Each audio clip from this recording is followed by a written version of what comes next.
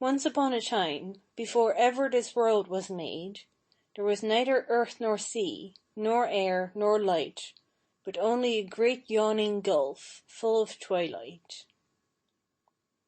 To the north of this gulf lay the home of Mist, a dark and dreary land, out of which flowed a river of water from a spring that never ran dry. As the water in its onward course met the bitter blasts of winter from the yawning gulf, it hardened into great blocks of ice, which rolled far down into the abyss with a thunderous roar, and piled themselves one on another until they formed mountains of glistening ice. South of this gulf lay the home of Fire, a land of burning heat, guarded by a giant with a flaming sword, which, as he flashed it to and fro before the entrance, sent forth showers of sparks. And these sparks fell upon the ice blocks and partly melted them, so that they sent up clouds of steam, and these again were frozen into hoar frost, which filled all the space that was left in the midst of the mountains of ice.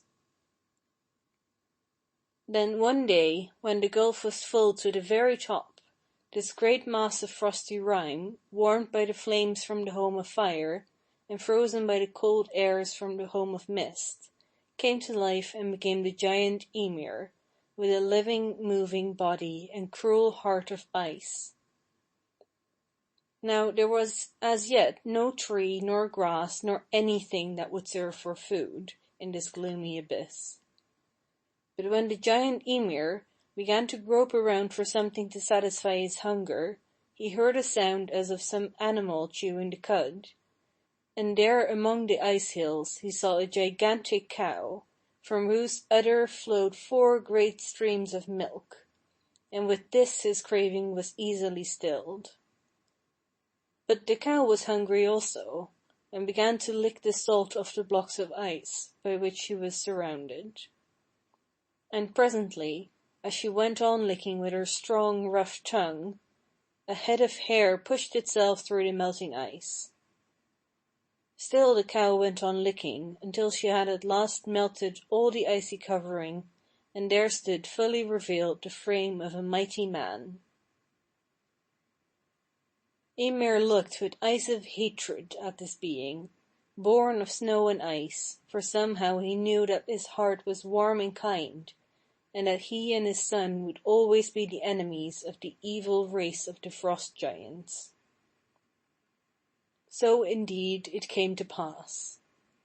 For from the sons of Ymir came a race of giants whose pleasure was to work evil on the earth. And from the sons of the Iceman sprang the race of the gods, chief of whom was Odin, father of all things that ever were made. And Odin and his brothers began at once to war against the wicked frost giants, and most of all against the cold-hearted Ymir. Now when, after a hard fight, the giant Ymir was slain, such a river of blood flowed forth from his wounds that it drowned all the rest of the frost giants save one, who escaped in a boat, with only his wife on board, and sailed away to the edge of the world. And from him sprang all the new race of frost giants, who at every opportunity issued from their land of twilight and desolation to harm the gods in their abode of bliss.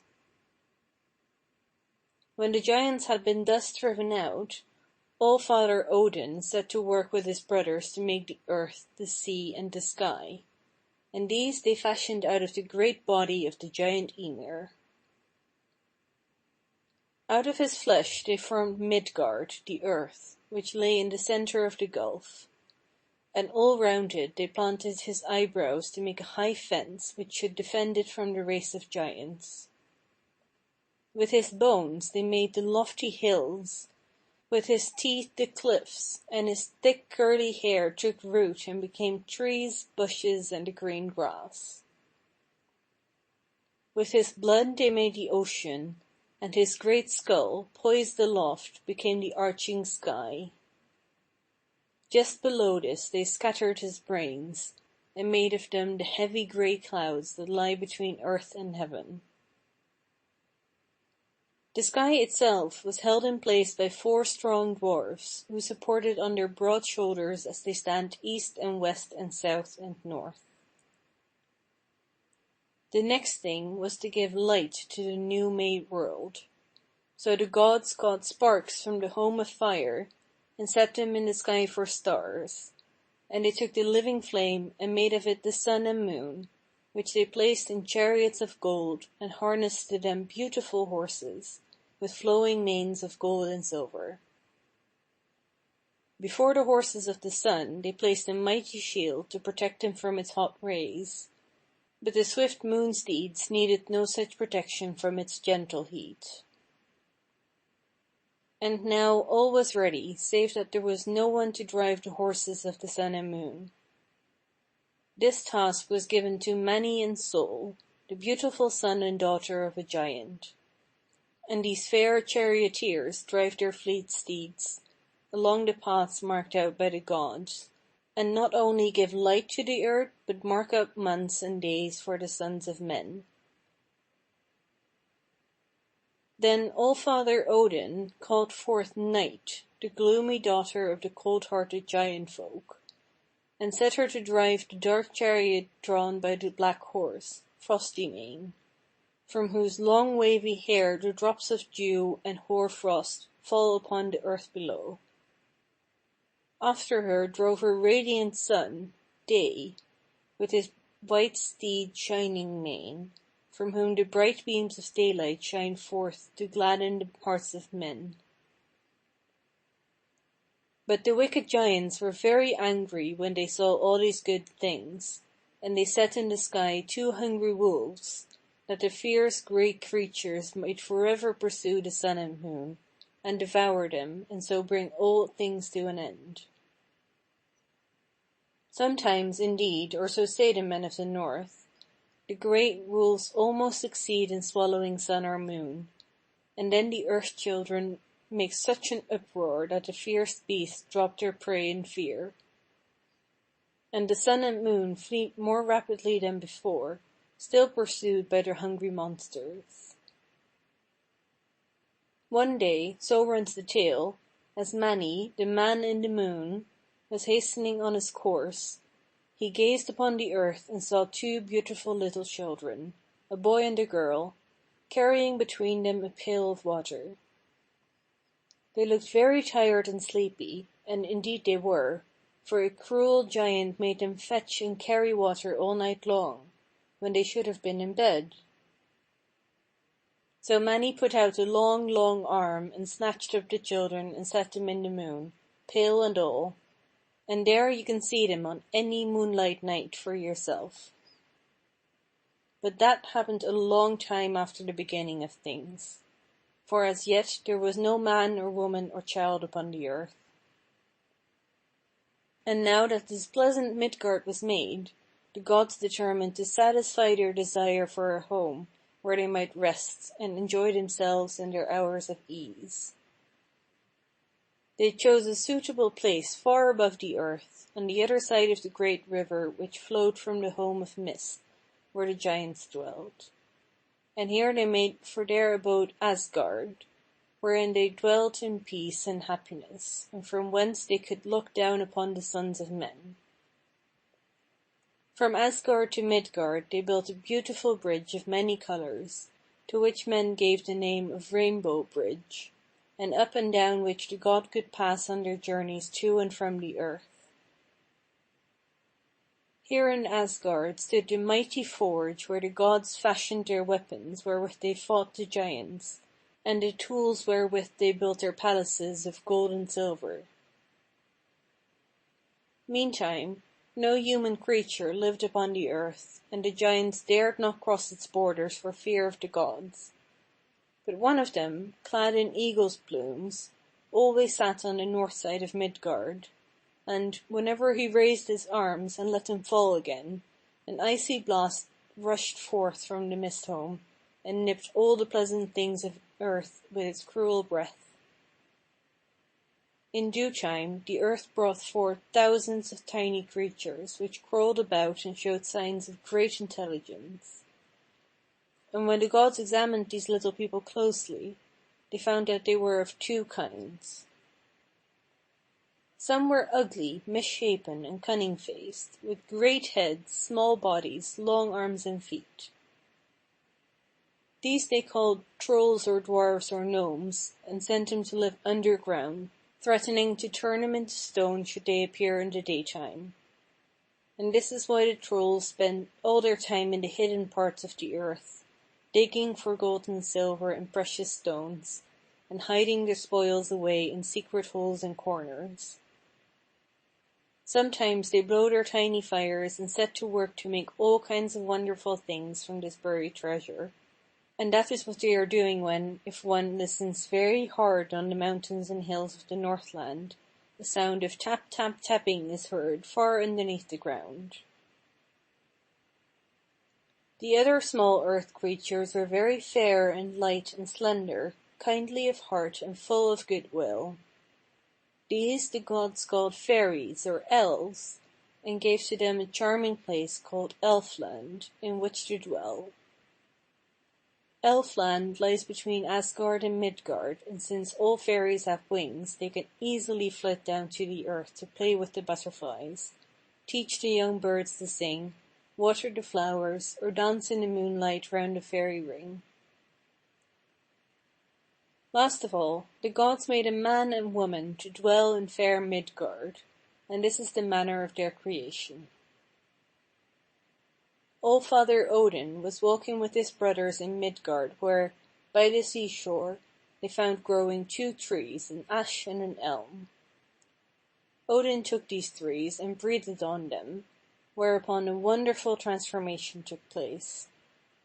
Where the trees had stood, there were a living man and woman, but they were stupid, pale, and speechless, until Ymir, the god of light, touched their foreheads and gave them sense and wisdom, and Loki, the fire god, smoothed their faces, giving them bright color and warm blood, and the power to speak and see and hear. It only remained that they should be named, and they were called Ask and Embla, the names of the trees from which they have been formed. From these two people sprang all the race of men which lives upon this earth. And now All-Father Odin completed his work by planting the Tree of Life. This immense tree had its roots in Asgard and Midgard and the Mistland, and it grew to such a marvelous height that the highest bough, the bow of peace, hung over the hall of Odin on the heights of Asgard, and the other branches overshadowed both Midgard and the Mistland. On the top of the peace bow was perched a mighty eagle, and ever a falcon sat between his eyes, and kept watch on all that happened in the world below, that he might tell Odin what he saw. Hadron, the goat of Odin, who supplied the heavenly mead, browsed on the leaves of this wonderful tree, and from them fed also the 4 mighty stags from whose horns honey-dew dropped onto the earth beneath, and supplied water for all the rivers of Midgard. The leaves of the Tree of Life were ever green and fair, despite the dragon which, aided by countless serpents, gnawed perpetually at its roots, in order that they might kill the Tree of Life and thus bring about the destruction of the gods. Up and down the branches of the tree scampered a squirrel, Ratatosk, a malicious little creature, whose one amusement it was to make mischief by repeating to the eagle the rude remarks of the dragon, and to the dragon those of the eagle, in the hope that one day he might see them in actual conflict. Near the roots of the Tree of Life is a sacred well of sweet water from which the 3 weird sisters, who know all that shall come to pass, sprinkle the tree and keep it fresh and green. And the water, as it trickles down from the leaves, falls as drops of honey on the earth, and the bees take it for their food. Close to the sacred well is the council hall of the gods, to which every morning they rode, over the rainbow bridge, to hold converse together. And this is the end of the tale of how all things began. End of Chapter 1, Part 1. Recording by phone.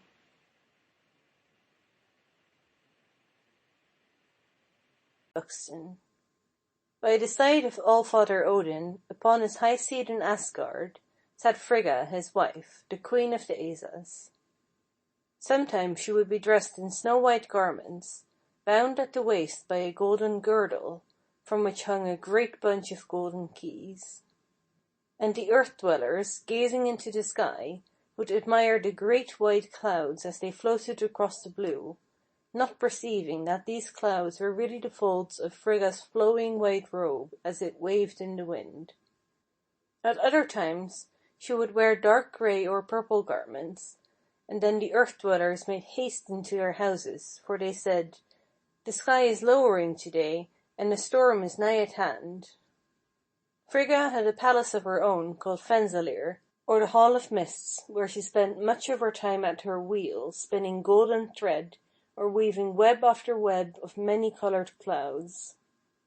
All night long she sat at this golden wheel, and if you look at the sky on a starry night, you may chance to see it set up where the men of the south show a constellation called the Girdle of Orion.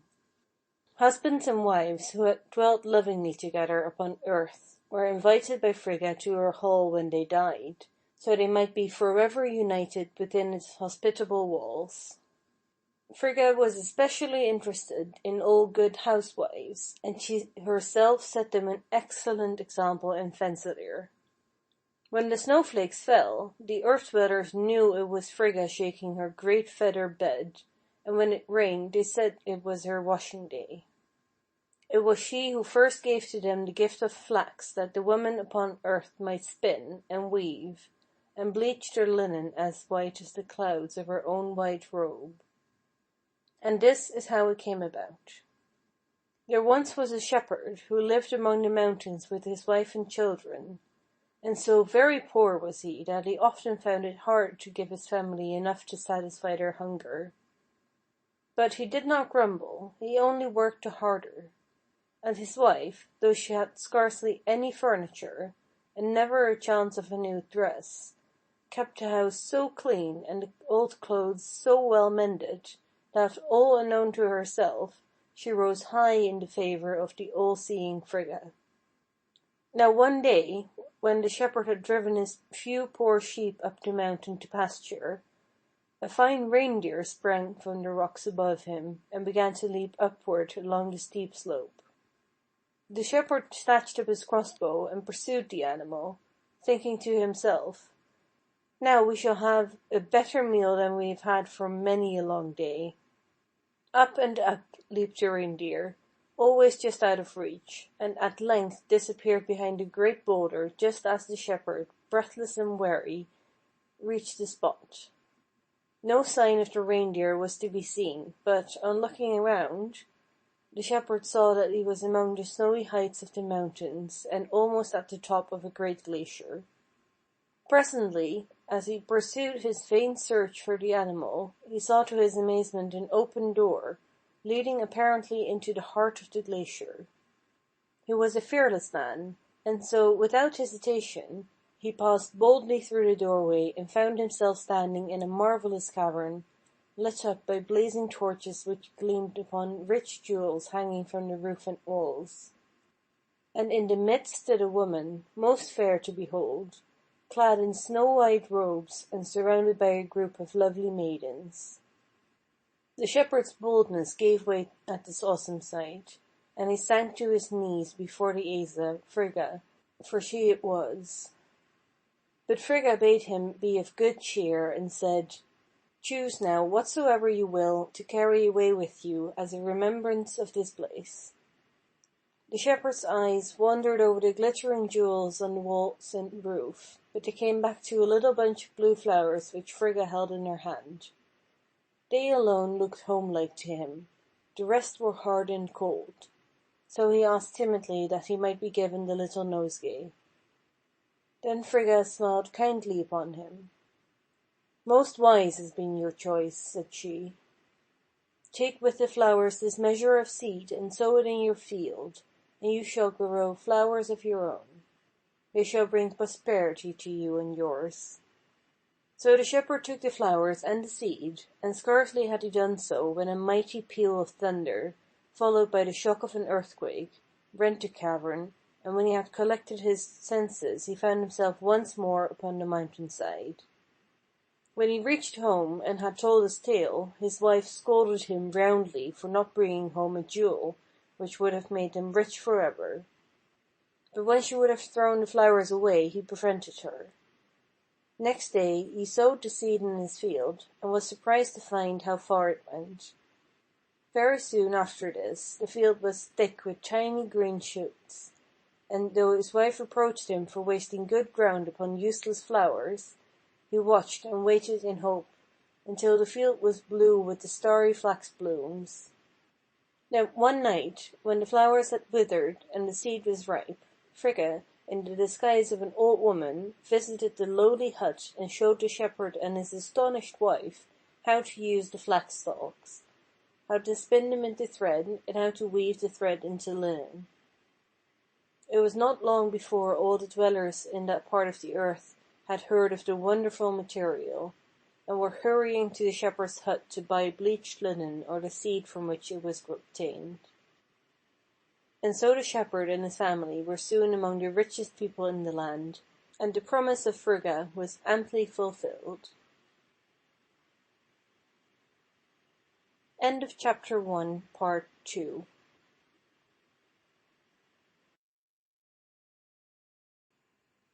"The earth is very beautiful," said Odin, from the top of his throne. "Very beautiful in every part, even to the shores of the dark North Sea. But alas! The men of the earth are puny and fearful. At this moment I see a three-headed giant striding out of Jotunheim. He throws a shepherd boy into the sea, and puts the whole of the flock into his pocket. Now he takes them out again one by one, and cracks their bones as if they were hazelnuts, while all the time men look on and do nothing." "Father," cried Thor in a rage, "last night I forged for myself a belt, a glove, and a hammer, with which 3 things I will go forth alone to Jotunheim." Thor went, and Odin looked again. "The men of the earth are idle and stupid," said Odin. "There are dwarfs and elves who live amongst them, and play tricks which they cannot understand, and do not know how to prevent. At this moment I see a husbandman sowing grains of wheat in the furrows, while a dwarf runs after him and changes them into stones. Again I see 2 hideous little beings, who are holding under water the head of one, the wisest of men, until he dies. They mix his blood with honey. They have put it into 3 stone jars and hidden it away." Then Odin was very angry with the dwarfs, for he saw that they were bent on mischief. So he called to him Hermod, his flying word, and dispatched him with a message to the dwarfs and light elves, to say that Odin sent his compliments, and would be glad to speak with them, in his palace of Gladsheim, upon a matter of some importance. When they received Hermod's summons, the dwarfs and light elves were very much surprised, not quite knowing whether to feel honored or afraid.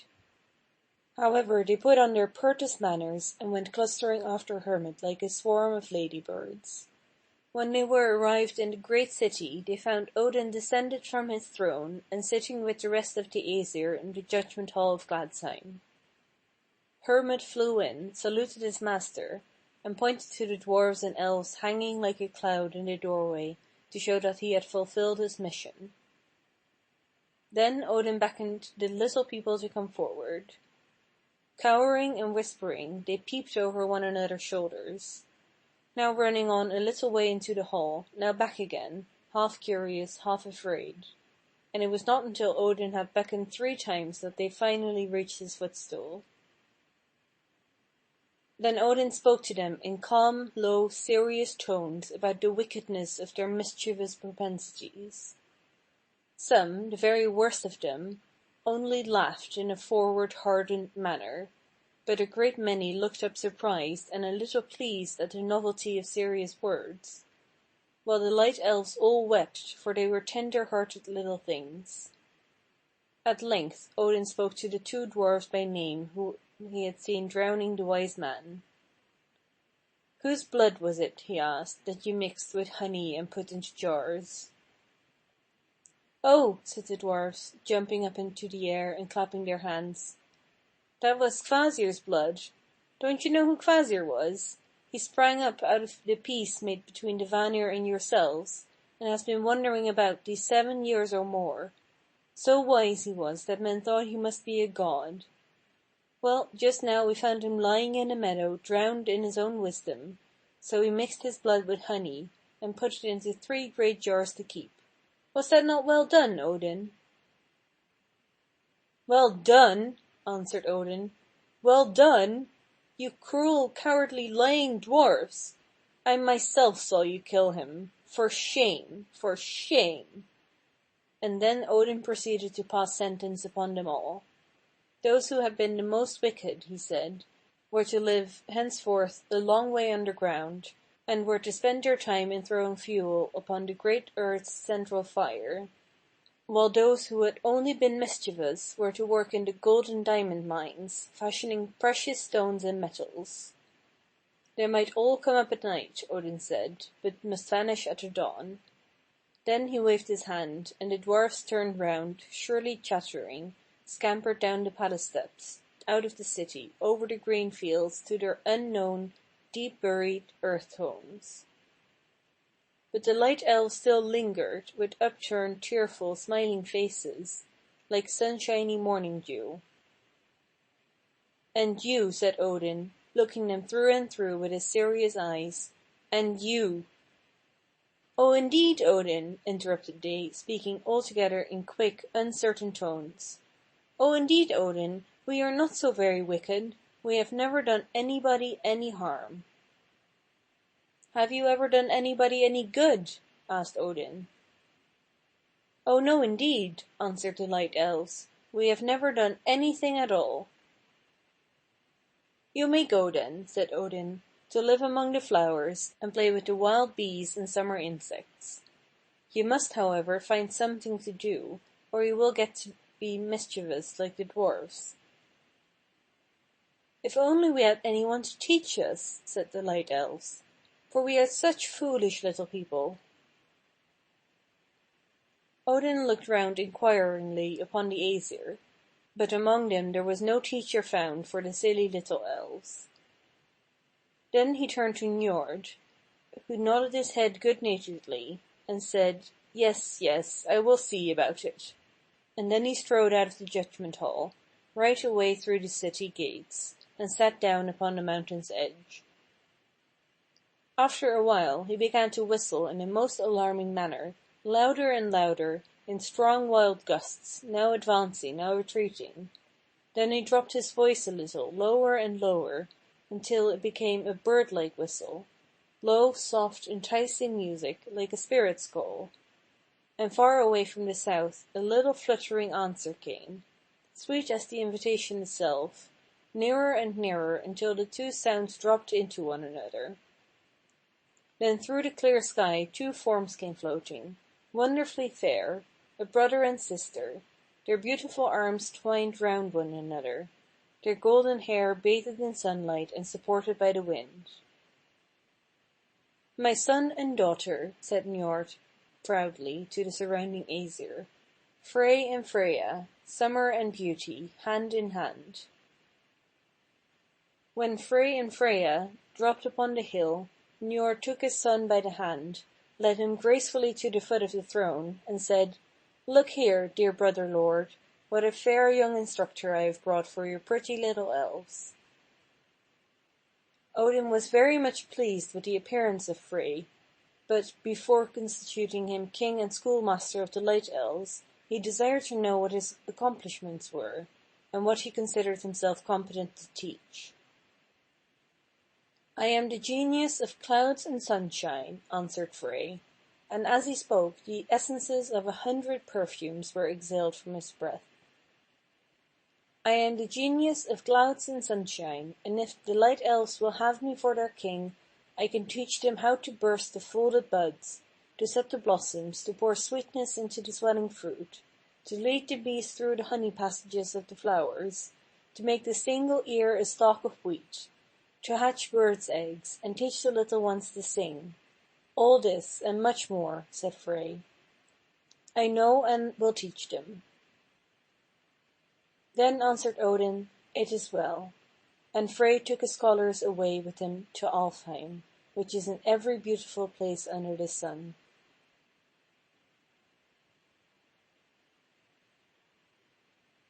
End of chapter 1, part 3. Recording by phone.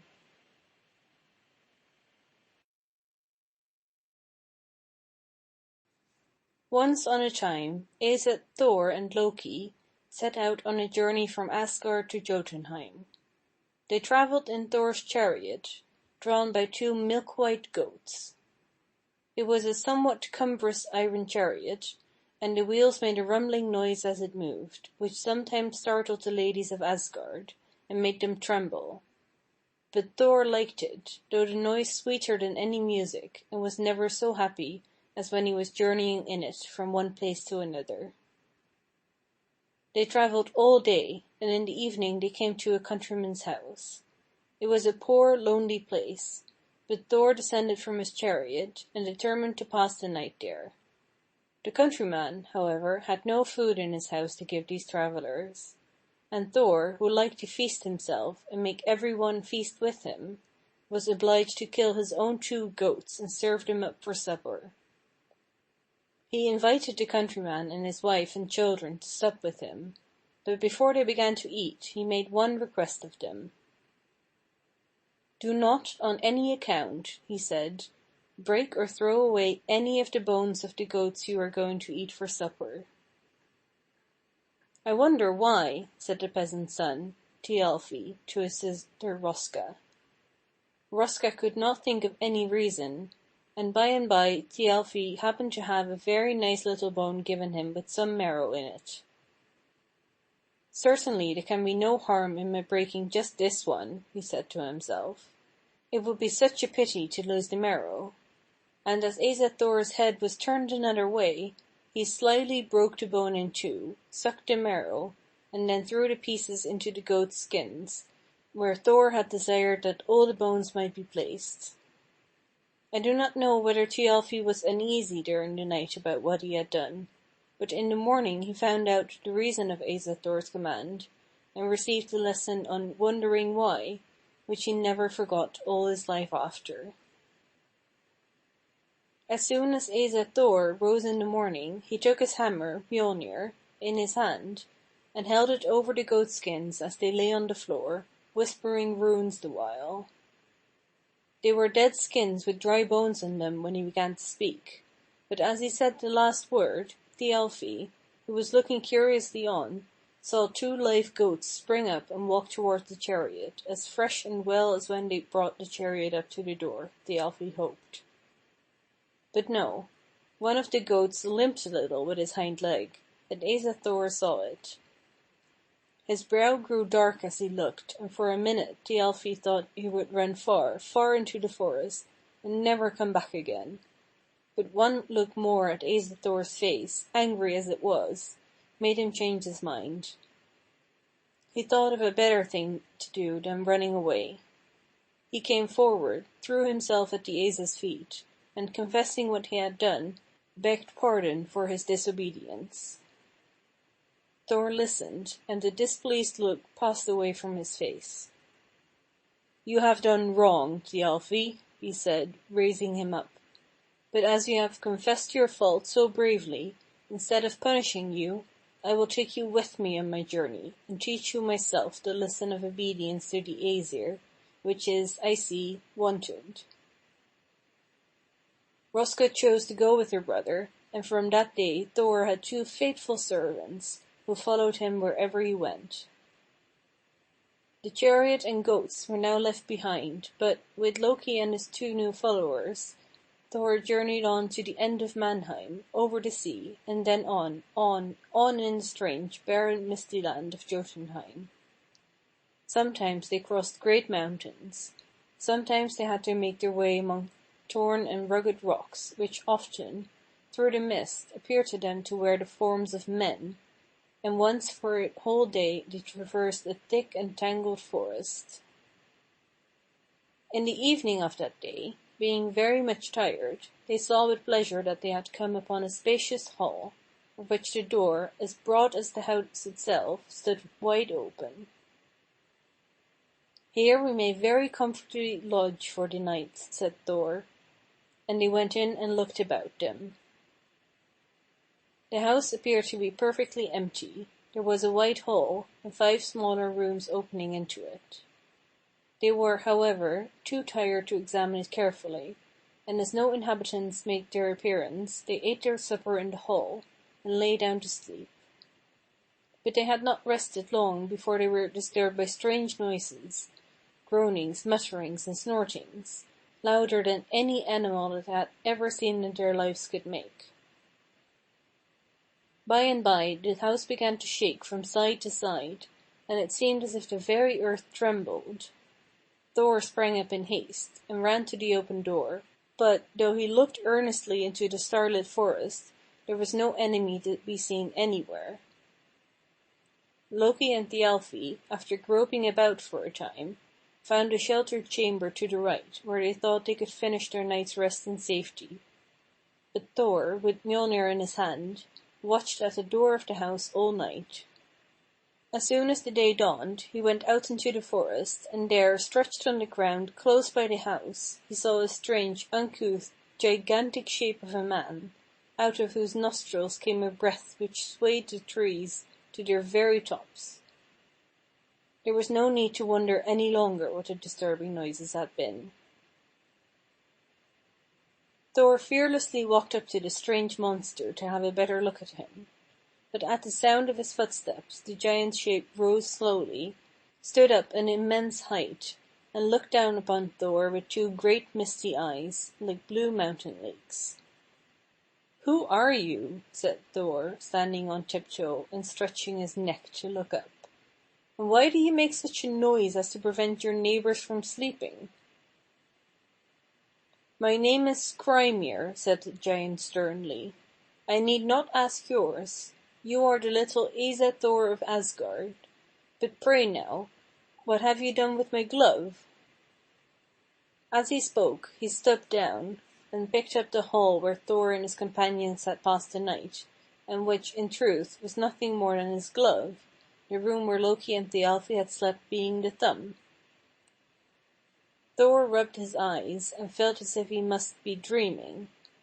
Rousing himself, however, he raised Mjolnir in his hand, and trying to keep his eyes fixed on the giant's face, which seemed to be always changing, he said, "It is time that you should know, Skrymir, that I am come to Jotunheim to fight and conquer such evil giants as you are, and, little as you think me, I am ready to try my strength against yours."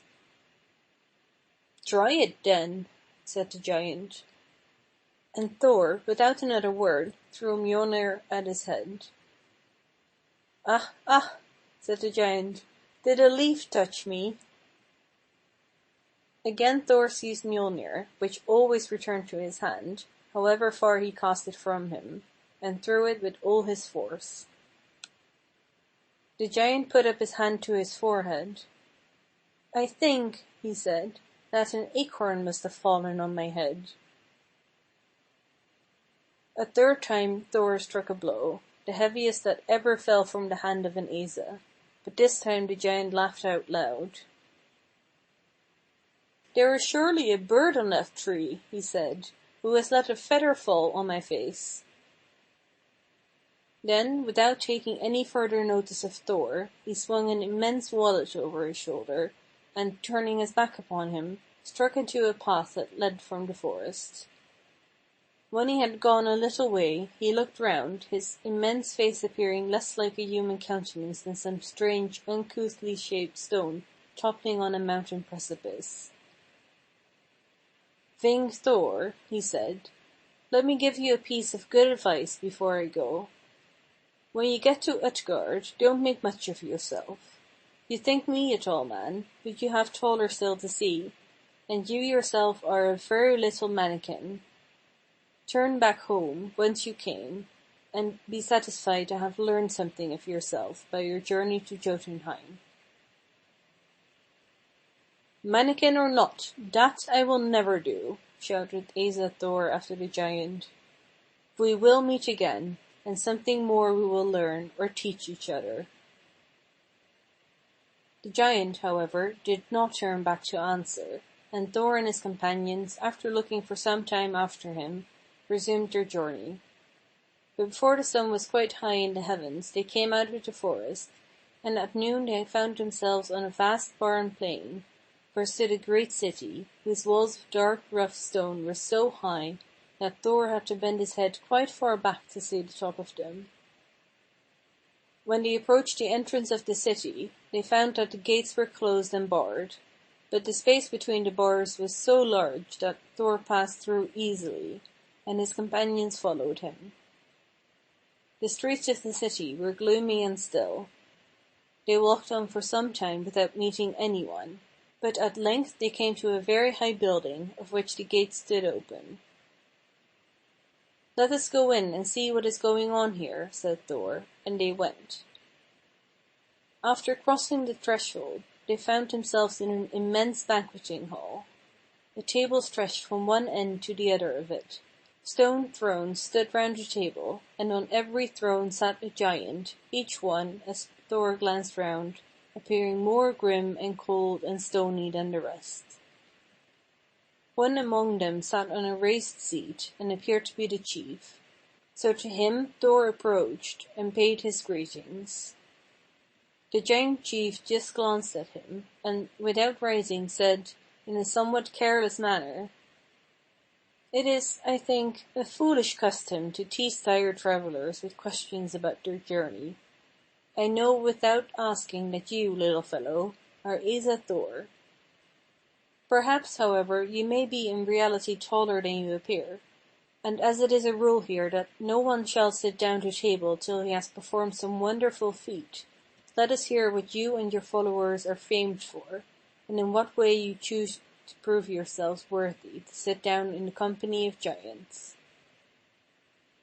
At this speech, Loki, who had entered the hall cautiously behind Thor, pushed himself forward.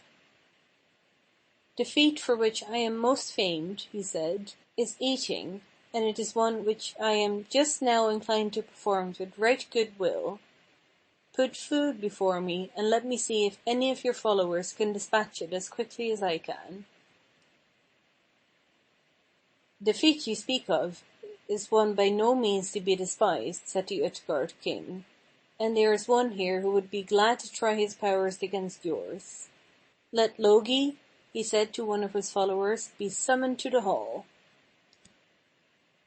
At this, a tall, thin, yellow-faced man approached, and a large trough of meat having been placed in the middle of the hall, Loki sat to work at one end, and Logi at the other, and they began to eat. I hope I shall never see anyone eat as they ate, but the giants all turned their slow-moving eyes to watch them, and in a few minutes they met in the middle of the trough. It seemed, at first, as if they had both eaten exactly the same quantity, but when the thing came to be examined into, it was found that Loki had, indeed, eaten up all the meat, but that Logi had also eaten the bones and the trough. Then the giants nodded their huge heads, and determined that Loki was conquered. King Utgard now turned to Thialfi, and asked what he could do. "I was thought swift of foot among the youth of my own country," answered Thialfi, "and I will, if you please, try to run a race with anyone here." "You have chosen a noble sport indeed," said the king, "but you must be a good runner if you could beat him with whom I shall match you." Then he called a slender lad, Hugi by name, and the whole company left the hall, and, going out by an opposite gate to that by which Thor had entered, they came out to an open space, which made a noble race ground. There the goal was fixed, and Thialfi and Hugi started off together. Thialfi ran fast as the reindeer which hears the wolves howling behind. But Hugi ran so much faster that, passing the goal, he turned round and met Thialfi halfway in the course. "Try again, Thialfi," cried the king, and Thialfi, once more taking his place, flew along the course, with feet scarcely touching the ground, swiftly as an eagle when, from his mountain crag, he swoons on his prey in the valley. But with all his running he was still a good bow shot from the goal when Hugi reached it. "You are certainly a good runner," said the king, "but if you mean to win, you must do a little better still than this. But perhaps you wish to surprise us all the more this third time." The third time, however, Thialfi was wearied, and though he did his best, Hugi, having reached the goal, turned and met him not far from the starting point. The giants again looked at each other, and declared that there was no need for further trial, for that Thialfi was conquered. It was now Asa Thor's turn, and all the company looked eagerly at him, while the Utgard king asked by what wonderful feat he chose to distinguish himself. "I will try a drinking match with any of you," Thor said, shortly, for, to tell the truth, he cared not to perform anything very worthy in the company in which he found himself.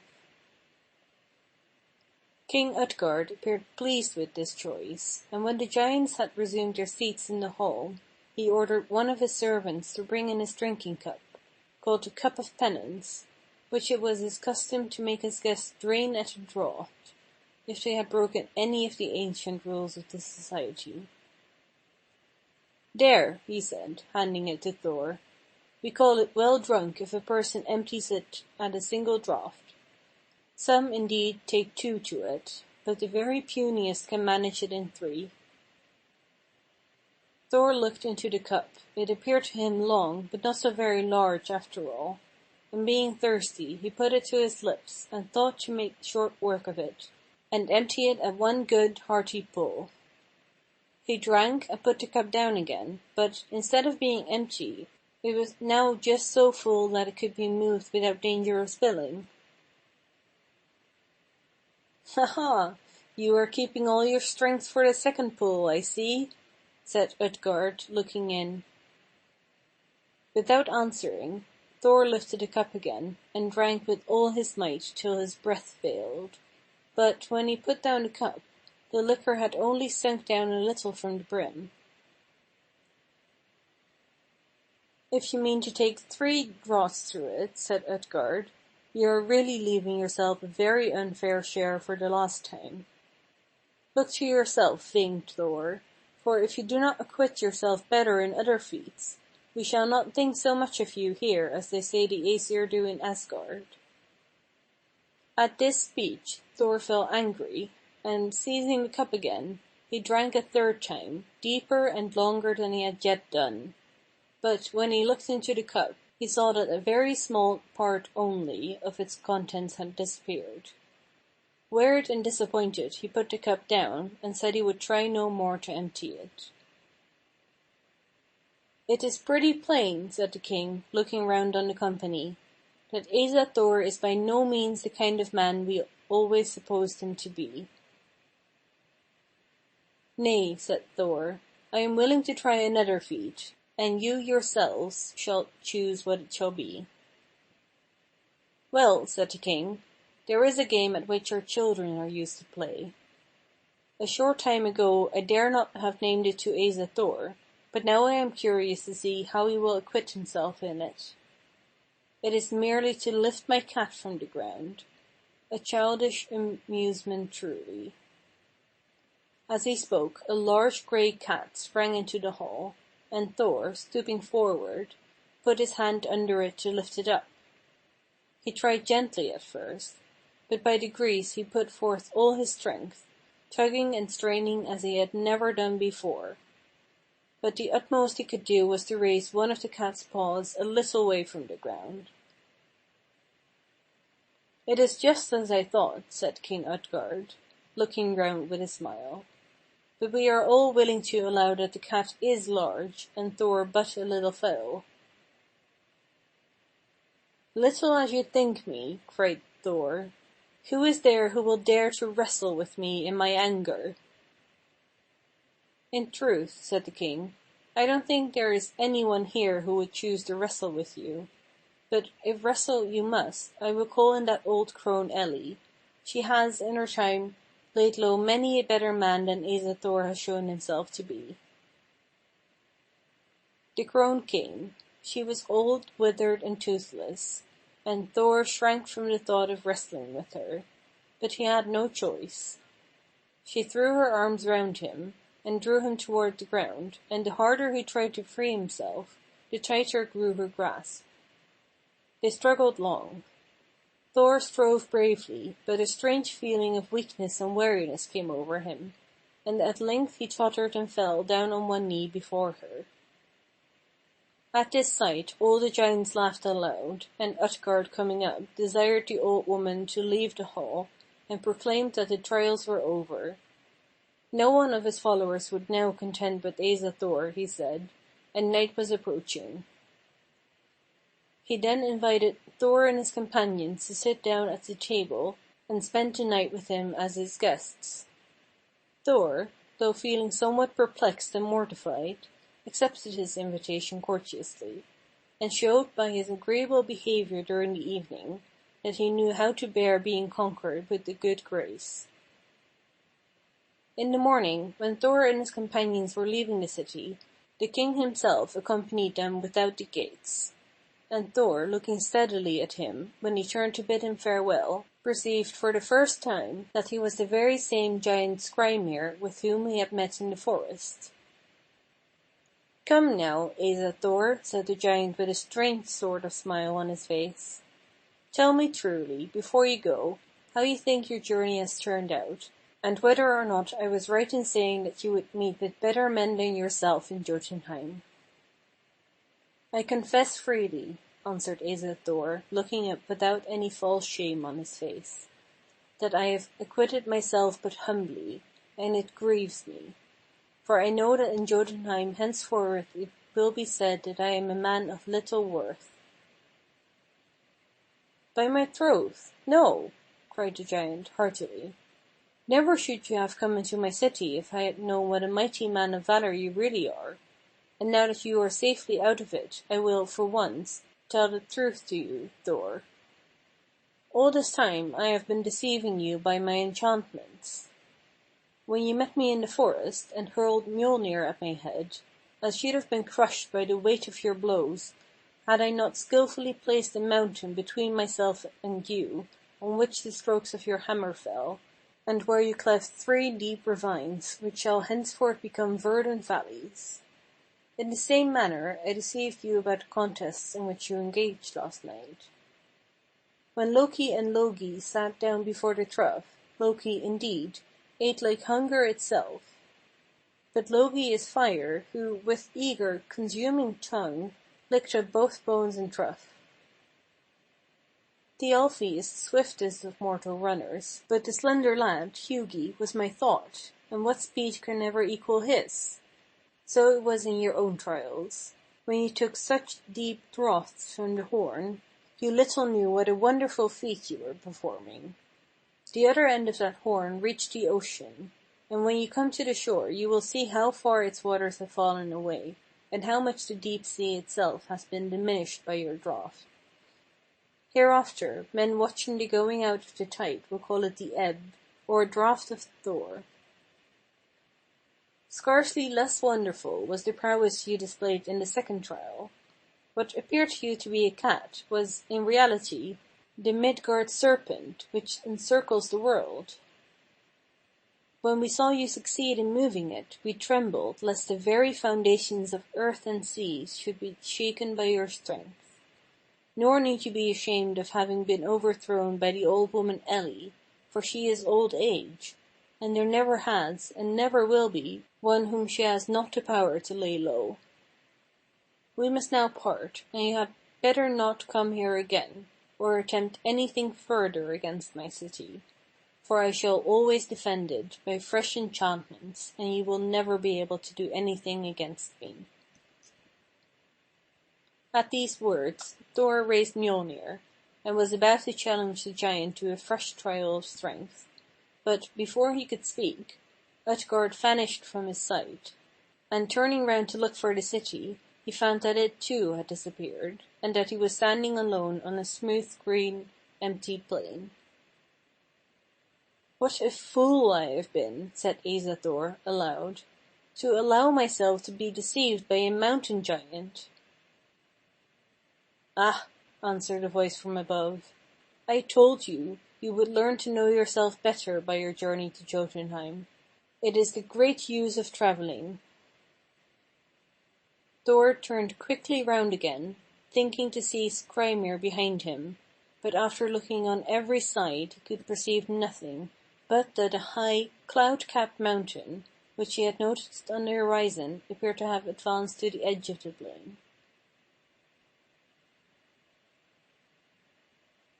End of Chapter 1, Part 4. Recording by phone.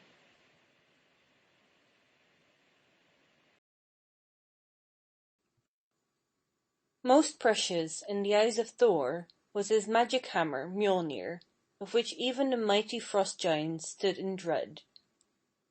Always he laid it by his side when he went to rest, and always it was the first thing for which his hand was outstretched when he awoke. Judge then of his horror and dismay when, on opening his eyes one morning, the hammer was nowhere to be seen. Starting up with a roar of rage, Thor commenced to search everywhere for the missing weapon.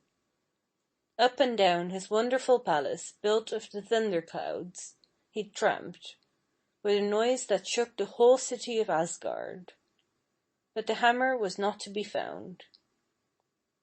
Then he called upon golden-haired Sif, his wife, and bade her help in the search, and still the hammer was nowhere to be seen.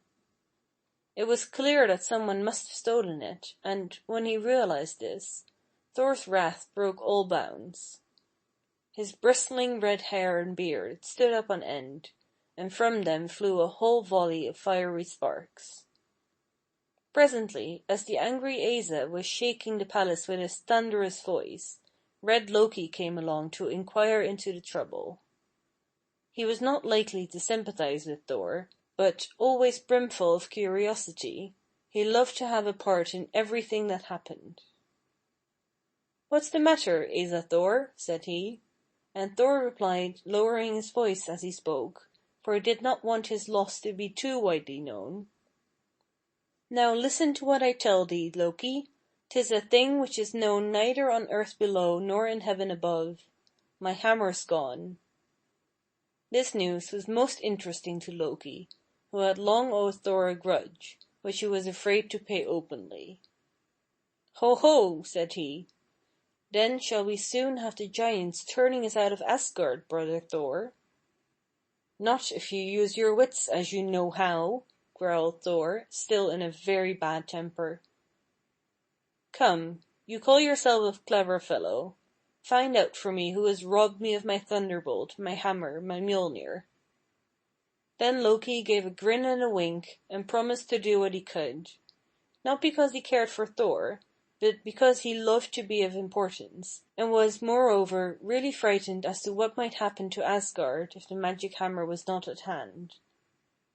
It was not long before he noticed that an extraordinary kind of tempest was raging in the regions below. Not an orderly kind of tempest, with first some thunder and then some rain, and then a gust of wind or two, such as Thor was wont to arrange, but a mixture of hail and wind and thunder and lightning and rain and snow, all raging together in a tremendous muddle, so that the earth folk thought the end of the world was come. This gave Loki a hint, and he began to peer about between the clouds, until at length he saw that the trouble was coming from a certain hill which stood in the center of Giantland. Now on the top of this hill lived a certain Thrym, prince of the frost giants, who for a long time past had been very envious of the might of Thor. He had, indeed, done his best to imitate him as far as he could, and had managed to get up a very good imitation of lightning and hail and rain, but he had not been able to manage the thunderbolts, for they could only be made by means of Thor's hammer, Mjolnir. All this was well known to Red Loki, and he was therefore not at all surprised to find that, somehow or other, Thrym must have got hold of the magic weapon. For here were thunderbolts crashing about the earth and sky at a terrible rate.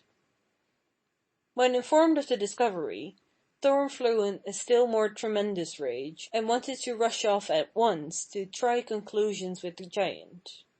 But Loki, who loved rather to get a thing by trickery and deceit, persuaded him that violence would never do.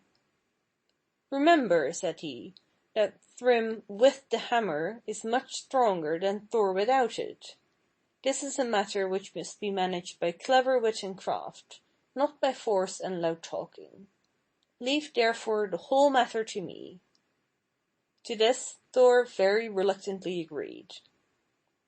Then Loki bethought him of some disguise wherein he might visit Giant Land in safety, for he was not at all anxious to risk his life. He betook himself to the house of maidens, over which ruled Freya, fairest of all in Asgard, she who was wont to shake the spring flowers from her golden locks as she passed over the frozen uplands, leaving behind her a region of green and smiling beauty. Loki found the goddess, and begged the loan of her magic falcon plumes, in which she was wont to flit to and fro over the earth, and when she learned for what purpose he needed them, she gladly assented. Then Loki took the appearance of a great brown bird, and spreading his wings, he flew away toward Giant Land. It was a long journey, as he already knew, and, although the tempest had now ceased to rage, he found the country of the giants darker and colder and drearier than ever. The longest journey comes to an end, and at length Loki reached a mountain where sat the giant Thrym, his huge legs dangling to the ground, playing with a puppy as large as an elephant. Perching as near as he dared, Loki gazed at the giant with his bright round eyes, and was wondering how to begin, when Thrym, who, at a glance, had seen completely through his disguise, said calmly, in a voice as much as possible like Thor's thunderous roar, "Oho, Loki! What are you doing so far from Asgard? Are you not afraid, little fellow as you are, to venture alone into our country?" Then Loki, thinking to win his way by flattery, replied, "Sad indeed it is in Asgard, now that Mjolnir has vanished. Clever was that one who spirited it away from the Fairies' side of Thor. Methinks none but you could have done it, O mighty Thrym." Pleased with the compliment to his cleverness, the giant chuckled before admitting, "Aye, Loki, the hammer is mine, 'tis very true, and now men will know who really is the Thunderer." "Oh well," sighed cunning Loki, "some men are strong by reason of their weapons, and some are just as strong without. Small need you have, O mighty Thrym, for hammers, but Thor is not without it. Yet since all the world knows that you are his master, let him have his plaything back, that we may cease to be troubled by his peevish outcry." But though Thrym was as stupid as he was big, he was not to be caught thus. "No, no, my little Loki," he said. "Mine is the hammer, and deep have I buried it beneath the bottom of the sea. Go, tell this to your Asa folk, and say to them that I will give it back on one condition only, and that is that they send me Freya, the fairest of maidens, to be my wife." At this suggestion Loki could scarcely keep from laughing, for the idea of sending the beautiful Freya, the joy and delight of Asgard, to be the wife of this ill-favored frost giant was too absurd for words. It was not much to him, however, what happened to anyone except himself, so he hastened to reply, "Be sure, O Thrym, that everything I can do to further the matter shall be done. And if Freya is of the same mind as I, you will soon be welcoming that most sweet maiden to Giant Land. Farewell." So saying, he spread his brown wings and flew back to Asgard, delighted to think of the mischief he could now set brewing. First of all, he visited Thor, and told him of what had passed. And the Thunderer, when he heard of Thrym's boastful words, was filled with wild wrath and wanted to start off then and there and wrest the hammer from the depths of the sea. But Loki pointed out the difficulties that stood in the way and, leaving the Asa to ponder over his words, he hurried off to Freya and informed her of Thrym's proposal. The beautiful Freya was walking in her garden, and round her neck she wore her famous necklet of stars. When she heard Loki's suggestion that she should wed a hideous giant, she fell into such a rage that she broke her necklet, and all the stars went falling through the sky so that men cried, "See how the stars are shooting!" Meantime the Asa folk had met together to consider all that had happened, and, having calmed the fury of Thor, they pointed out to him that Asgard stood in the gravest danger of an attack which would find them quite unprotected. When they had said this several times over, Thor began to weary of the subject, and he replied with great surliness, "Very well then, let Freya go to Thrym as his wife, and then shall we be as before, with Mjolnir to defend us." When Freya heard this, her rage turned to tears and lamentations, and she declared that it would be death to her to send her to the gloomy halls of Giantland, when she could never hope to revisit the flowery meads and grassy slopes of Asgard. And the Asas, unable to bear the sight of her grief, with one voice declared that they would never spare her from the home of bliss. Then there stepped forward Heimdall, the watchman who sits on guard over the Rainbow Bridge by night and day. Now Heimdall had the gift of seeing into the future, and the Asas were always ready to hear his words, well knowing them to be wise. "My plan is this," said he. "Let Thor borrow the clothes of Freya and put a thick veil over his face, and let him go thus to Thrym's castle and pass for his bride. And if he cannot by some means manage to get hold of the hammer when he is there, why, he must give it up altogether." At this suggestion the Asas clapped their hands with approval, all indeed save Thor, who looked most glum, and was extremely unwilling to agree to the plan. "Dress me as a bride?" he grumbled. "A pretty maiden I shall make. Ready enough am I to fight, but I will not make myself a laughing-stock if I know it." But the Asas besought him to give way, while Loki twitted him with cowardice.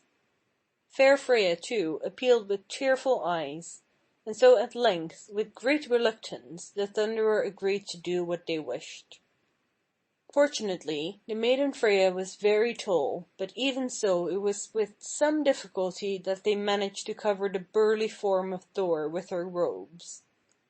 He insisted, moreover, upon wearing his own shirt of mail and his girdle of strength, and these took much drapery to hide. Great was the laughter in the halls of Asgard that night as the battle maidens brushed and curled Thor's long yellow hair and set a jeweled headdress upon it. And finally, when the maidens proceeded to cover up his thick beard and angry eyes with a silken veil, the mirth of the Asas was unrestrained. To complete the disguise, the maidens hung round his neck the famous necklet, which had now been restrung, and finally Frigga, the wife of All-Father Odin, secured at his girdle the great bunch of keys proper to brides at a wedding in the Northland. While this was being done, Loki, more than all, had been convulsed with merriment at the success of his mischief-making. The very sight of Thor's disgusted looks, and of his great hands clenched with rage under the delicate veil, nearly killed him with laughter, and when all was ready he declared himself unable to lose an atom of the fun in store. "Let me go with you," he implored. "See, I will dress myself as your handmaiden. Ah, you had better agree, for without me to prompt you, you will never play your part." So Loki was dressed as a waiting maid, and took his seat very demurely by the side of Thor in the goat car. Loud was the laughter in Asgard as the Asas watched the two drive off together, and heard the roar of the Thunderer's voice issuing from the folds of a meek maiden's veil as he urged his goats upon their course. Long and stormy was that ride to Giant Land, for Thor was still in the worst of tempers, and drove his chariot so furiously that the mountains crashed, the earth stood in flames, as the hoofs of the goats clattered over mountains and waters, striking sparks wherever they touched the rock. Thrym was much overjoyed when he heard that a chariot containing the 2 maidens was approaching his door. Away ran his servants in different directions, some with orders to make ready a grand banquet, some to prepare the chamber of the bride, some to receive her at the door. The giant himself assisted them to alight, and looked with admiration at the stately figure of his bride, but he made no attempt to see her face, since it is the custom in the Northland for the bride to remain veiled until the marriage has been completed. "A bride worthy of a giant," murmured his servants, as he led her to a lofty seat beside his own great throne of gold. And they looked with approval also on the bosom form of the waiting maid, who stood, closely veiled, behind her mistress's chair. Now the journey had been long and cold, and it was with joy that the newcomers noticed that the preparations for the banquet were complete, for they were exceedingly hungry. The giants are huge eaters, and they gathered round the board whereon were displayed an enormous ox roasted whole, a vast dish of salmon, and various other dainties. But because the bride was a woman, and modest withal, they brought her tiny morsels on a dainty golden plate. This was too much for Thor, who had always possessed a most healthy appetite, and was now more than usually ready for his supper. Gradually drawing nearer to the table, while the others were busy with the meal, he managed to get hold of the dish of roasted ox, and within a few minutes the whole of the animal had disappeared. Then he put out his hand to the platter of salmon, and in 8 mouthfuls disposed of 8 of the great fish. After this he noticed a large plate full of cakes and sweetmeats, which was set apart for the ladies of the party. Of these too he made short work. Finally, feeling thirsty after his huge meal, he took up 2 barrels of mead, and tossed them off, one after another, down his capacious throat. Then he sat back on his chair with a sigh of deep content. These proceedings had been watched by Loki with uneasiness, but by Thrym with open-mouthed dismay. Was this the usual appetite of this dainty maiden, who had eaten more than the company of giants? But Loki bent toward him and whispered in his ear that the thought of marrying had so excited Freya that she had eaten nothing for 8 days, and had therefore been on the point of starvation. This reassured the giant, and being now himself filled with mead, he drew nearer and, lifting a corner of the veil, tried to kiss the cheek of his future bride. But Thor, who was longing to be at close grips with him, threw him such a fiery glance that he drew quickly back, saying, "Why does fair Freya's eye burn like a spark from a furnace?" "Pooh!" whispered Loki again. "That is nothing but her love for you, which for 8 days has raged like a flaming fire."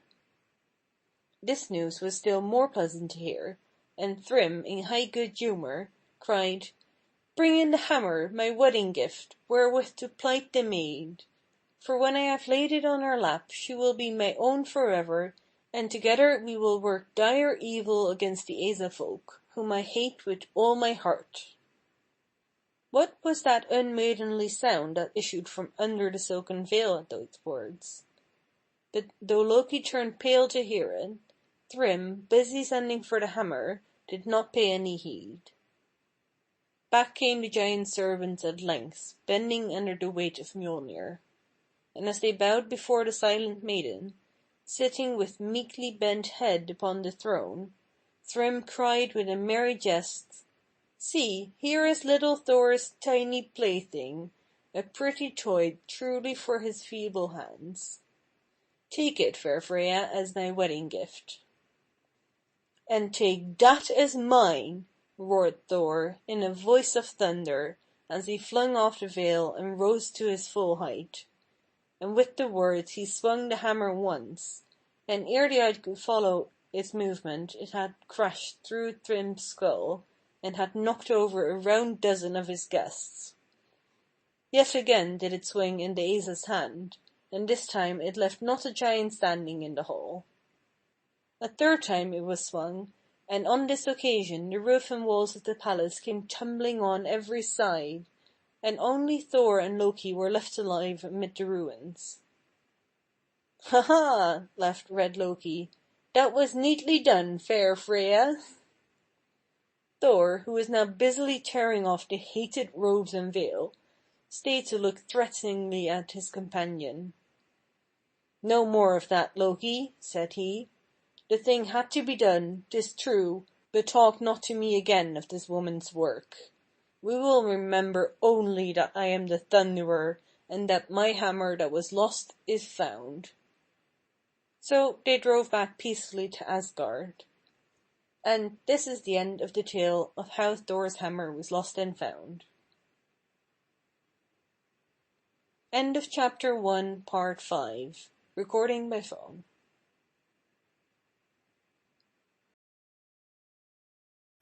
Reflections in the Water. Of all the groves and gardens round the city of Asgard, and there were many and beautiful, there was none so beautiful as the one where Iduna, the wife of Bragi, lived.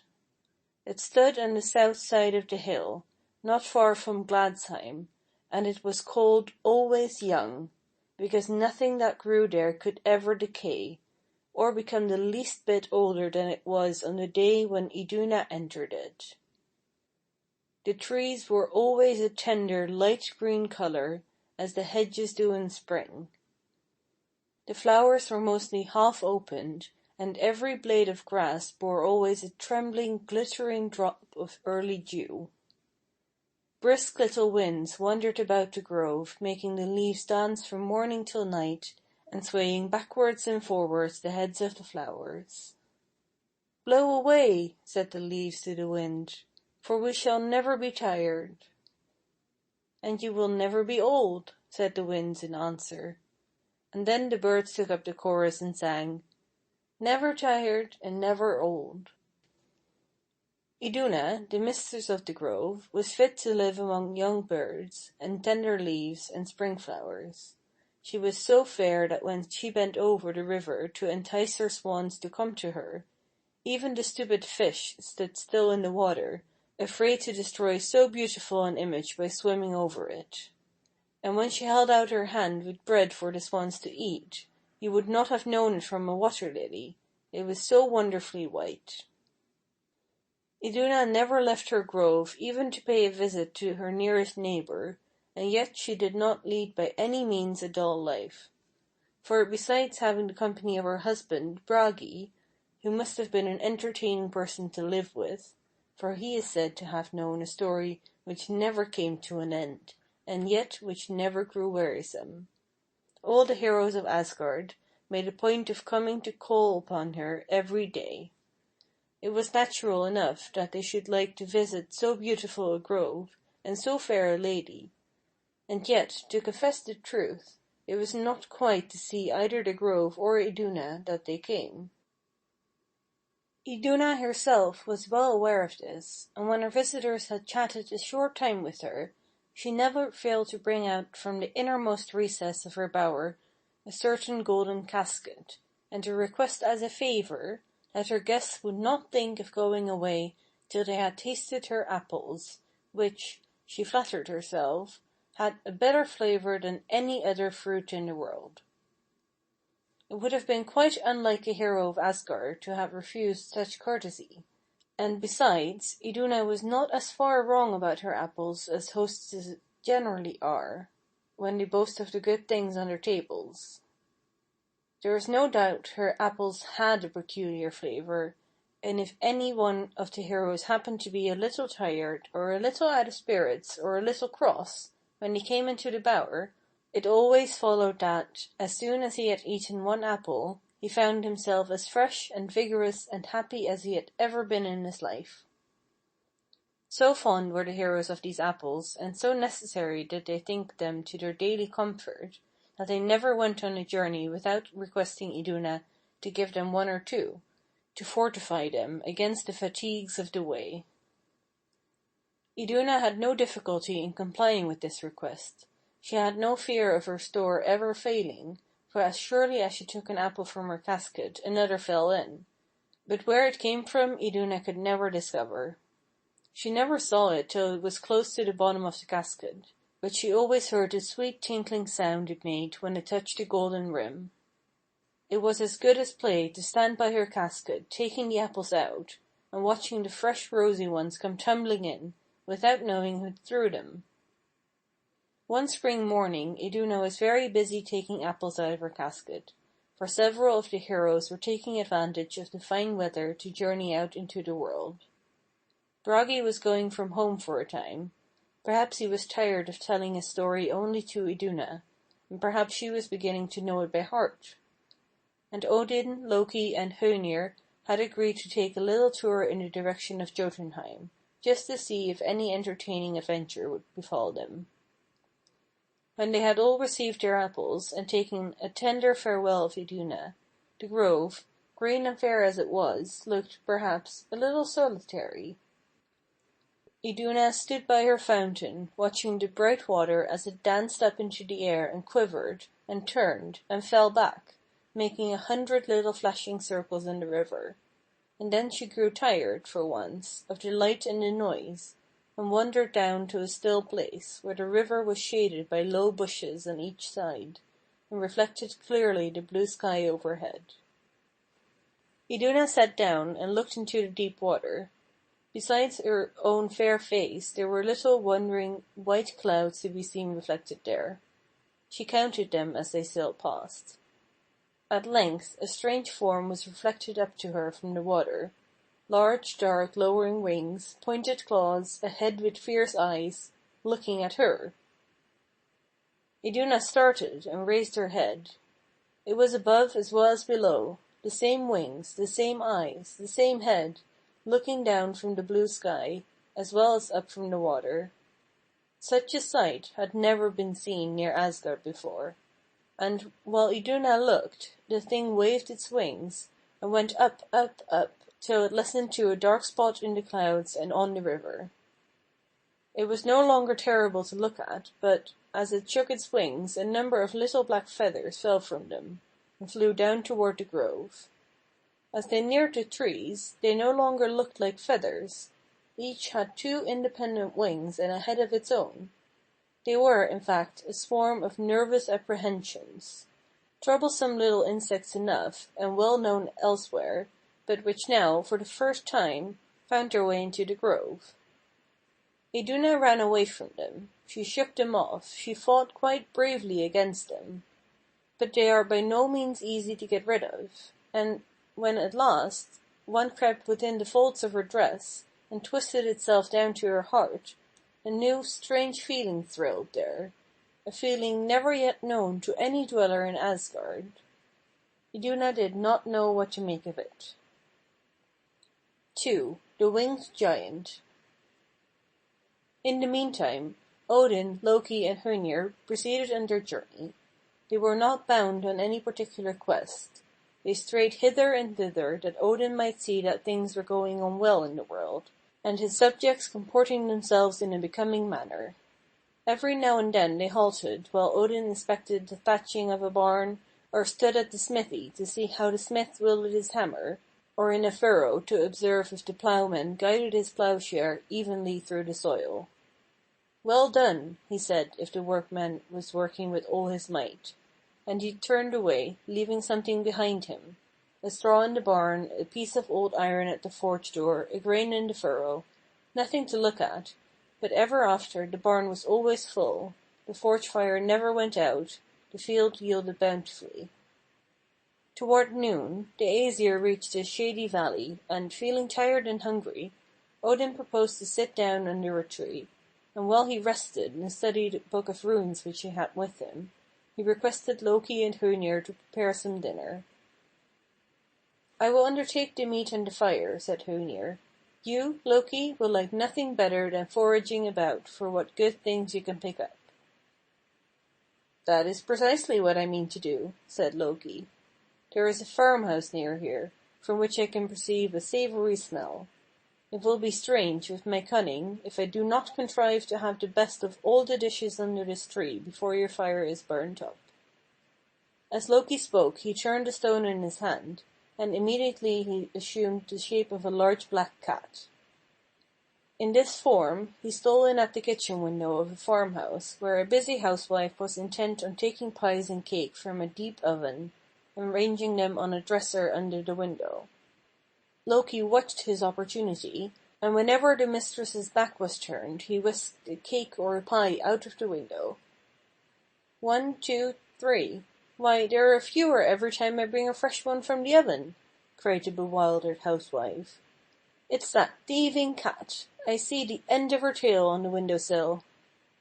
Out of the window leaned the housewife to throw a stone at the cat, but she could see nothing but a thin cow trespassing in the garden. When she ran out with a stick to drive away the cow, it too had vanished, and an old raven, with 6 young ones, was flying over the garden hedge. The raven was Loki, the little ones were the pies, and when he reached the valley, he changed himself and them into their proper shapes. He had a hearty laugh at his own cleverness, and at the old woman's dismay. "Well done, Loki, king of thieves," said a chorus of foxes, who peeped out of their holes to see the only one of the Æsir whose conduct they could appreciate. But Odin, when he heard of it, was very far from thinking it well done. He was extremely displeased with Loki for having disgraced himself by such mean tricks. "It is true," he said, "that my subjects may well be glad to furnish me with all I require, but it should be done knowingly. Return to the farmhouse, and place these 3 black stones on the table from whence you stole the provisions." Loki, unwilling as he was to do anything he believed likely to bring good to others, was obliged to obey. He made himself into the shape of a white owl, flew once more through the window, and dropped the stones out of his beak. They sank deep into the table, and looked like 3 black stains on the white deal board. From that time the housewife led an easy life. There was no need for her to grind corn, or mix dough, or prepare meat. Let her enter her kitchen at what time of day she would. Stores of provisions stood smoking hot on the table. She kept her own counsel about it, and enjoyed a reputation of being the most economical housekeeper in the whole countryside. But one thing disturbed her mind, and prevented her thoroughly enjoying the envy and wonder of the neighboring wives. All the rubbing and brushing and cleaning in the world would not remove the 3 black stains from her kitchen table, and as she had no cooking to do, she spent the greater part of her time in looking at them. "If they were but gone," she said 100 times every day, "I should be content. But how is one to enjoy one's life when one cannot rub the stains of one's own table?" Perhaps Loki foresaw how the good wife would use her gift, for he came back from the farmhouse in the best spirits. "We will now, with Father Odin's permission, sit down to dinner," he said. "For surely, brother Ymir, while I have been making so many journeys to and fro, you have been doing something with that fire which I see blazing so fiercely, and with that old iron pot smoking over it." "The meat will be by this time ready, no doubt," said Ymir. "I killed a wild ox while you were away, and part of it has been now for some time stewing in the pot." The Æsir now seated themselves near the fire, and Ymir lifted up the lid of the pot. A thick steam rose up from it, but when he took out the meat, it was as red and uncooked as when he first put it into the pot. "Patience," said Ymir, and Odin again took out his book of runes. Another hour passed, and Ymir again took off the lid, and looked at the meat, but it was in precisely the same state as before. This happened several times, and even the cunning Loki was puzzled, when suddenly a strange noise was heard coming from a tree near, and, looking up, they saw an enormous human-headed eagle seated on one of the branches, and looking at them with 2 fierce eyes. While they looked, it spoke, Give me my share of the feast, it said, and the meat shall presently be done. Come down and take it. It lies before you, said Loki, while Odin looked on with thoughtful eyes, for he saw plainly that it was no mortal bird who had the boldness to claim a share in the Aesir's food. Undaunted by Odin's majestic looks, the eagle flew down, and seizing a large piece of meat, was going to fly away with it, when Loki, thinking he had now got the bird in his power, took up a stick that lay near, and struck a hard blow on the eagle's back. The stick made a ringing sound as it fell, but when Loki tried to draw it back, he found that it stuck with extraordinary force to the eagle's back. Neither could he withdraw his own hands from the other end. Something like a laugh came from the creature's half-human, half-bird-like mouth, and then it spread its dark wings and rose up into the air, dragging Loki after. "It is as I thought," said Odin, as he saw the eagle's enormous bulk brought out against the sky.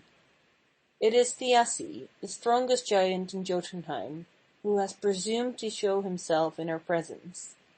Loki has only received the reward of his treachery, and it would ill become us to interfere in his behalf. But, as the monster is near, it will be well for us to return to Asgard, lest any misfortune should befall the city in our absence." While Odin spoke, the winged creature had risen up so high as to be invisible even to the eyes of the Aesir, and during their return to Asgard he did not appear again before them. But as they approached the gates of the city, they were surprised to see Loki coming to meet them. He had a crestfallen and bewildered look, and when they questioned him as to what had happened to him, since they parted in such a strange way, he declared himself to be quite unable to give any further account of his adventures, than that he had been carried rapidly through the air by the giant, and at last thrown down from a great height near the place where the Aesir met him. Odin looked steadfastly at him as he spoke, but he forbore to question him further, for he knew well that there was no hope of hearing the truth from Loki, and he kept within his own mind the conviction he felt that some disastrous result must follow a meeting between two such evildoers as Loki and the giant Thiassi. That evening, when the Aesir were all feasting and telling stories to each other in the great hall of Valhalla, Loki stole out from Gladsheim, and went alone to visit Iduna in her grove. It was a still, bright evening. The leaves of the trees moved softly up and down, whispering sweet words to each other. The flowers, with half-shut eyes, nodded sleepily to their own reflections in the water, and Iduna sat by the fountain, with her head resting in one hand, thinking of pleasant things. "It is all very well," thought Loki, "but I am not the happier because people can here live such pleasant lives. It does not do me any good, or cure the pain I have had so long in my heart." Loki's long shadow, for the sun was setting, fell on the water as he approached, and made Iduna start. She remembered the sight that had disturbed her so much in the morning, but when she saw only Loki she looked up and smiled kindly, for he had often accompanied the other Aesir in their visits to her grove. "I am wearied with a long journey," said Loki abruptly, "and I would eat one of your apples to refresh me of my fatigue." The casket stood by Iduna's side, and she immediately put in her hand and gave Loki an apple. To her surprise, instead of thanking her warmly or beginning to eat it, he turned it round and round in his hand with a contemptuous air. "It is true, then," he said, after looking intently at the apple for some time. "Your apples are but small and withered in comparison. I was unwilling to believe it at first, but now I can doubt no longer." "Small and withered!" said Iduna, rising hastily. "Nay, Asa Odin himself, who has traversed the whole world, assures me that he has never seen any to be compared to them." "That will never be said again," returned Loki, "for this very afternoon I have discovered a tree, in a grove not far from Asgard, on which grow apples so beautiful that no one who has seen them will ever care again for yours." "I do not wish to see or hear of them," said Iduna, trying to turn away with an indifferent air. But Loki followed her, and continued to speak more and more strongly of the beauty of this new fruit, hinting that Iduna would be sorry that she had refused to listen when she found all her guests deserting her for the new grove, and when even Bragi began to think lightly of her and her gifts. At this Iduna sighed, and Loki came up close to her, and whispered in her ear. "It is but a short way from Asgard, and the sun has not yet set. Come out with me, and, before any one else has seen the apples, you shall gather them, and put them in your casket, and no woman shall ever have it in her power to boast that she can feast the Aesir more sumptuously than Iduna." Now Iduna had often been cautioned by her husband never to let anything tempt her to leave the grove, and she had always been so happy here that she thought there was no use in his telling her the same thing so often over. But now her mind was so full of the wonderfully beautiful fruit, that she felt such a burning wish to get it for herself, that she quite forgot her husband's commands. "It is only a little way," she said to herself. "There can be no harm in going out just this once." And, as Loki went on urging her, she took up her basket from the ground hastily, and begged him to show her the way to this other grove.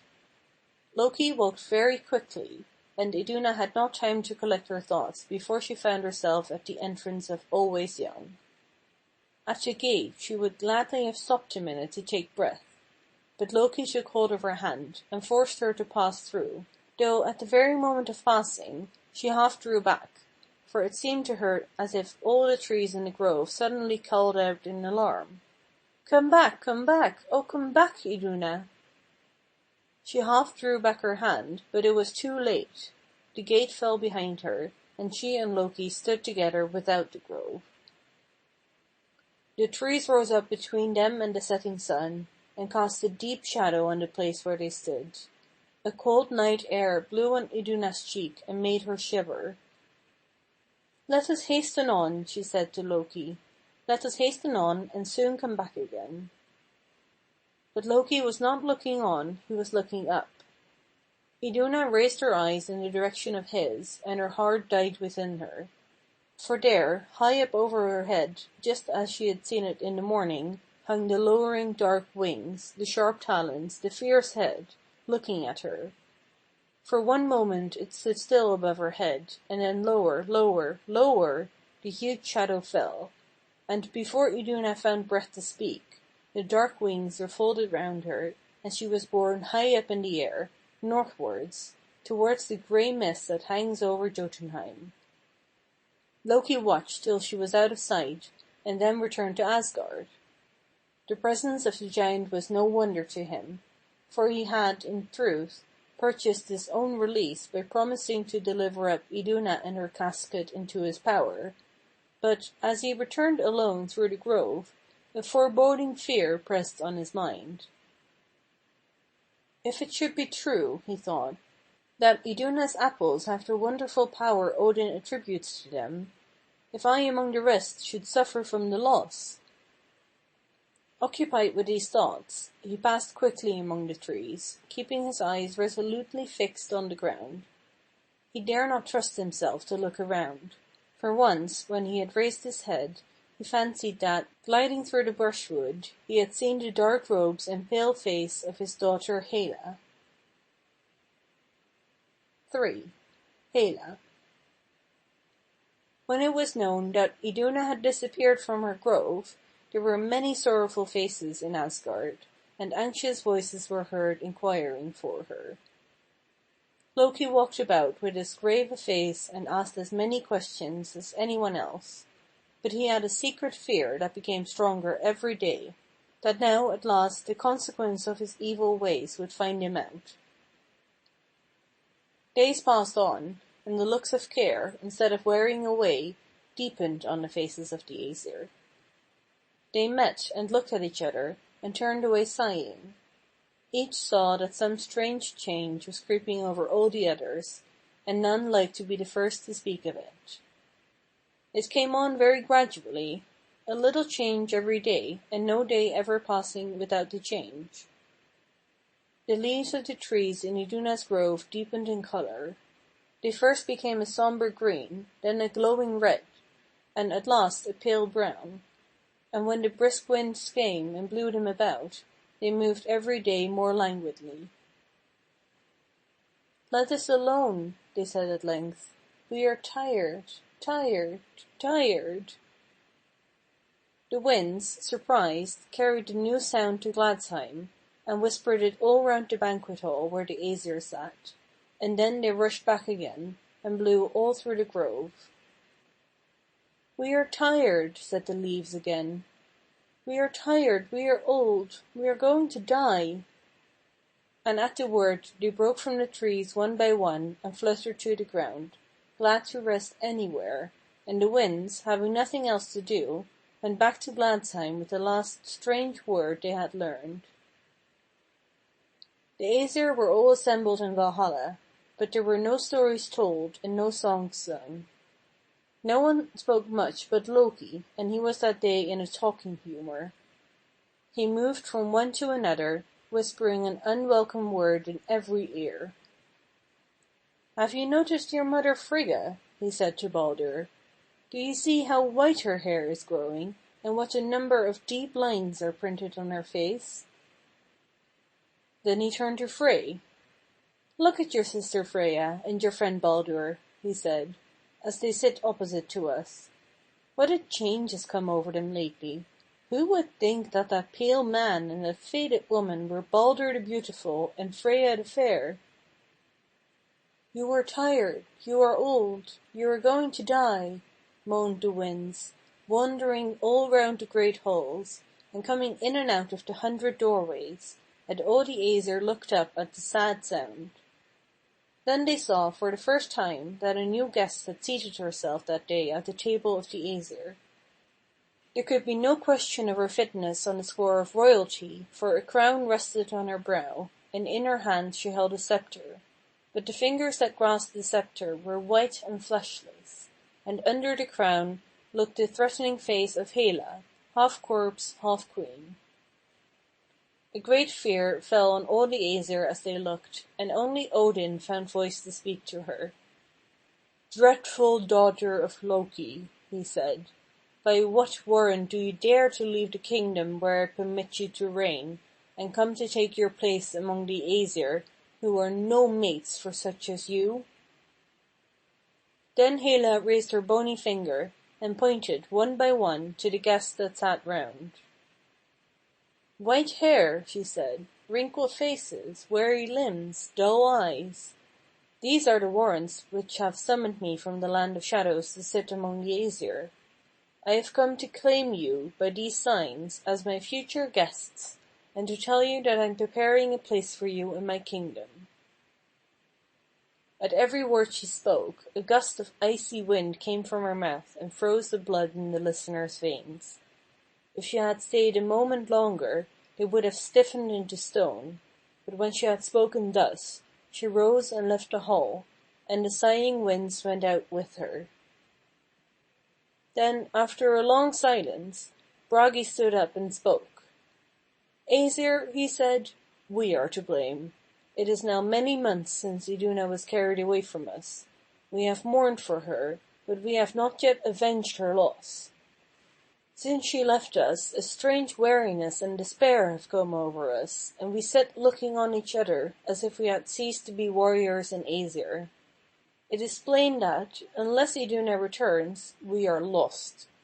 Let two of us journey to the Urda Fount, which we have so long neglected to visit, and inquire of her from the Norns, for they know all things, and then, when we have learned where she is, we will fight for her liberty, if need be till we die, for that will be an end more fitting for us than to sit here and wither away under the breath of Hela." At these words of Bragi, the Æsir felt a revival of their old strength and courage. Odin approved of Bragi's proposal, and agreed that he and Baldur should undertake the journey to the dwelling place of the Norns. That very evening they set forth, for Hela's visit showed them that they had no time to lose. It was a weary time to the dwellers in Asgard while they were absent. 2 new citizens had taken up their abode in the city, Age and Pain. They walked the streets hand in hand, and there was no use in shutting the doors against them, for however closely the entrance was barred, the dwellers in the houses felt them as they passed. 4. Through Flood and Fire. At length Balder and Bragi returned with the answer of the Norns, couched in mystic words, which Odin alone could understand. It revealed Loki's treacherous conduct to the Aesir, and declared that Iduna could only be brought back by Loki, who must go in search of her, clothed in Freya's garments of falcon feathers. Loki was very unwilling to venture on such a search, but Thor threatened him with instant death if he refused to obey Odin's commands, or failed to bring back Iduna, and for his own safety he was obliged to allow Freya to fasten the falcon wings to his shoulders, and set off towards Thiasse's castle in Jotunheim, where he well knew that Iduna was imprisoned. It was called a castle, but it was, in reality, a hollow in a dark rock. The sea broke against two sides of it, and above the sea-birds clamoured day and night. There the giant had taken Iduna on the night on which she had left her grove, and, fearing lest Odin should spy her from Air Throne, he had shut her up in a gloomy chamber, and strictly forbidden her ever to come out. It was hard to be shut up from the fresh air and sunshine, and yet perhaps it was safer for Iduna than if she had been allowed to wander about Jotunheim and see the monstrous sights that would have met her there. She saw nothing but Thiasse himself and his servants, whom he had commanded to attend upon her, and they, being curious to see a stranger from a distant land, came in and out many times every day. They were fair, Iduna saw, fair and smiling, and at first it relieved her to see such pleasant faces around her, when she had expected something horrible. "Pity me," she used to say to them, "pity me! I have been torn away from my home and my husband, and I see no hope of ever getting back." And she looked earnestly at them, but their pleasant faces never changed, and there was always, however bitterly Iduna might be weeping, the same smile on their lips. At length Iduna, looking more narrowly at them, saw, when they turned their backs to her, that they were hollow behind. They were in truth women who have no hearts, and can never pity anyone. After Iduna saw this, she looked no more at their smiling faces, but turned away her head and wept silently. It is very sad to live among women when one is in trouble. Every day the giant came and thundered at Iduna's door. "Have you made up your mind yet," he used to say, "to give me the apples? Something dreadful will happen to you if you take much longer to think of it." Iduna trembled very much every day, but still she had strength to say "No," for she knew that the most dreadful thing would be for her to give a wicked giant the gifts that had been entrusted to her for the use of the Aesir. The giant would have taken the apples by force if he could, but whenever he put his hand into the casket, the fruit slipped from beneath his fingers, shriveled into the size of a pea, and hid itself in the crevices of the casket where his great fingers could not come. Only when Iduna's little white hand touched it, it swelled again to its own size, and this she would never do while the giant was with her. So the days passed on, and Iduna would have died of grief among the smiling women if it had not been for the moaning sound of the sea and the wild cry of the birds. For however others may smile, these pity me, she used to say, and it was like music to her. One morning, when she knew that the giant had gone out, and when the woman had left her alone, she stood for a long time at her window by the sea, watching the mermaids floating up and down on the waves, and looked at heaven with their sad blue eyes. She knew that they were mourning because they had no souls, and she thought within herself that even in prison it was better to belong to the Aesir than to be a mermaid or an woman, were they ever so free or happy. While she was still occupied with these thoughts, she heard her name spoken, and a bird with large wings flew in at the window, and smoothing its feathers, stood upright before her. It was Loki in Freya's garment of feathers, and he made her understand in a moment that he had come to set her free, and that there was no time to lose. He told her to conceal her casket carefully in her bosom, and then he said a few words over her, and she found herself changed into a sparrow, with the casket fastened among the feathers of her breast. Then Loki spread his wings once more, and flew out of the window, and Iduna followed him. The sea wind blew cold and rough, and her little wings fluttered with fear, but she struck them bravely out into the air and flew like an arrow over the water. "This way lies Asgard," cried Loki, and the word gave her strength.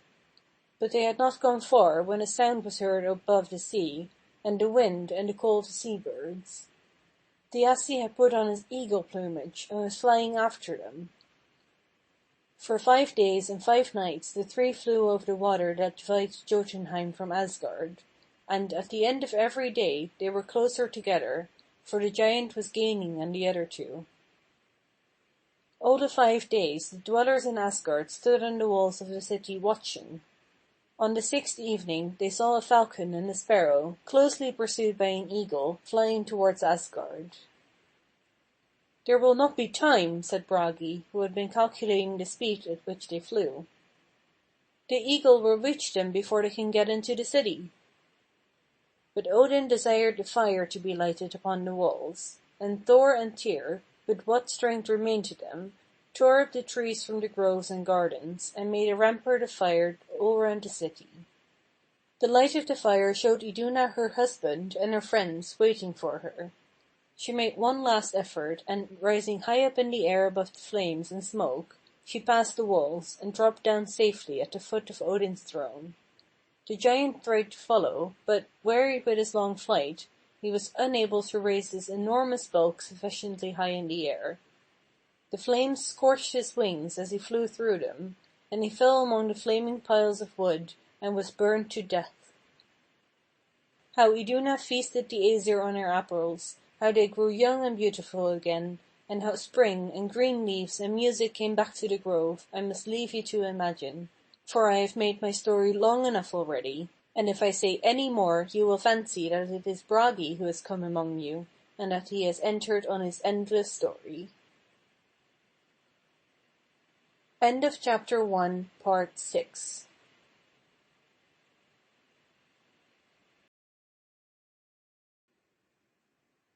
Fair as were the meads of Asgard, we have seen that the Asa folk were fond of wandering far afield in other regions. Most restless of all was Red Loki, that cunning fellow who was always bringing trouble upon himself, or upon his kindred. And because he loved evil, he would often betake himself to the gloomy halls of Giant Land, and mingle with the wicked folk of that region. Now one day he met a hideous giantess named Angrboda. This creature had a heart of ice, and because he loved ugliness and evil, she had a great attraction for him, and in the end he married her, and they lived together in a horrible cave in Giant Land. 3 children were born to Loki and Angrboda in this dread abode, and they were even more terrible in appearance than their mother. The first was an immense wolf called Fenris, with a huge mouth filled with long white teeth, which he was constantly gnashing together. The second was a wicked-looking serpent with a fiery red tongue lolling from its mouth. The third was a hideous giantess, partly blue and partly flesh-color, whose name was Hela. No sooner were these 3 terrible children born than all the wise men of the earth began to foretell the misery they would bring upon the Asa folk. In vain did Loki try to keep them hidden within the cave wherein their mother dwelt. They soon grew so immense in size that no dwelling would contain them, and all the world began to talk of their frightful appearance. It was not long, of course, before All-Father Odin, from his high seat in Asgard, heard of the children of Loki. So he sent for some of the Asas, and said, "Much evil will come upon us, O my children, from this giant brood, if we defend not ourselves against them." For their mother will teach them wickedness, and still more quickly will they learn the cunning wiles of their father. Fetch me them here, therefore, that I may deal with them forthwith." So, after somewhat of a struggle, the Asas captured the 3 giant children and brought them before Odin's judgment seat. Then Odin looked first at Hela, and when he saw her gloomy eyes full of misery and despair, he was sorry and dealt kindly with her, saying, "Thou art the bringer of pain to man, and Asgard is no place for such as thou. But I will make thee ruler of the Mist home, and there shalt thou rule over that unlighted world, the region of the dead." Forthwith he sent her away over rough roads to the cold dark region of the north called the Mist home. And there did Hela rule over a grim crew, for all those who had done wickedness in the world above were imprisoned by her in those gloomy regions.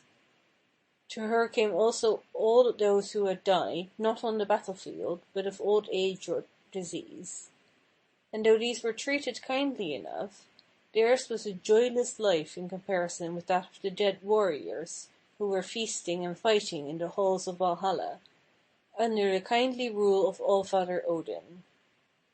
Having thus disposed of Hela, Odin next turned his attention to the serpent, and when he saw his evil tongue and cunning, wicked eyes, he said, "Thou art he who bringest sin into the world of men, therefore the ocean shall be thy home for ever."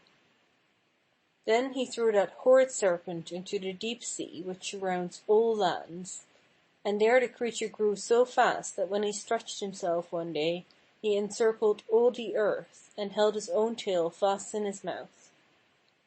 And sometimes he grew angry to think that he, the son of a god, had thus been cast out, and at those times he would writhe with his huge body, and lash his tail till the sea spouted up to the sky. And when that happened, the men of the north said that a great tempest is raging. But it was only the serpent son of Loki writhing in his wrath. Then Odin turned to the 3rd child, and behold, the Fenris wolf was so appalling to look upon that Odin feared to cast him forth, and he decided to endeavor to tame him by kindness, so that he should not wish them ill. But when he bade them carry food to the Fenris wolf, not one of the Asas would do so, for they feared a snap from his great jaws. Only the brave Tyr had courage enough to feed him, and the wolf ate so much and so fast that the business took him all his time. Meantime, too, the Fenris grew so rapidly and became so fierce that the gods were compelled to take counsel and consider how they should get rid of him. They remembered that it would make their peaceful halls unholy if they were to slay him, so they resolved instead to bind him fast, that he should be unable to do them harm. So those of the Asa folk who were clever smiths set to work and made a very strong thick chain, and when it was finished they carried it out to the yard where the wolf dwelt, and said to him as though in jest, "Here is a fine proof of thy boasted strength, O Fenris. Let us bind this about thee, that we may see if thou canst break it asunder." Then the wolf gave a great grin with his wide jaw, and came and stood still that they might bind the chain about him, for he knew what he could do. And it came to pass that directly they had fastened the chain, and had slipped aside from him, the great beast gave himself a shake, and the chain fell about him in little bits. At this the Asas were much annoyed, but they tried not to show it, and praised him for his strength.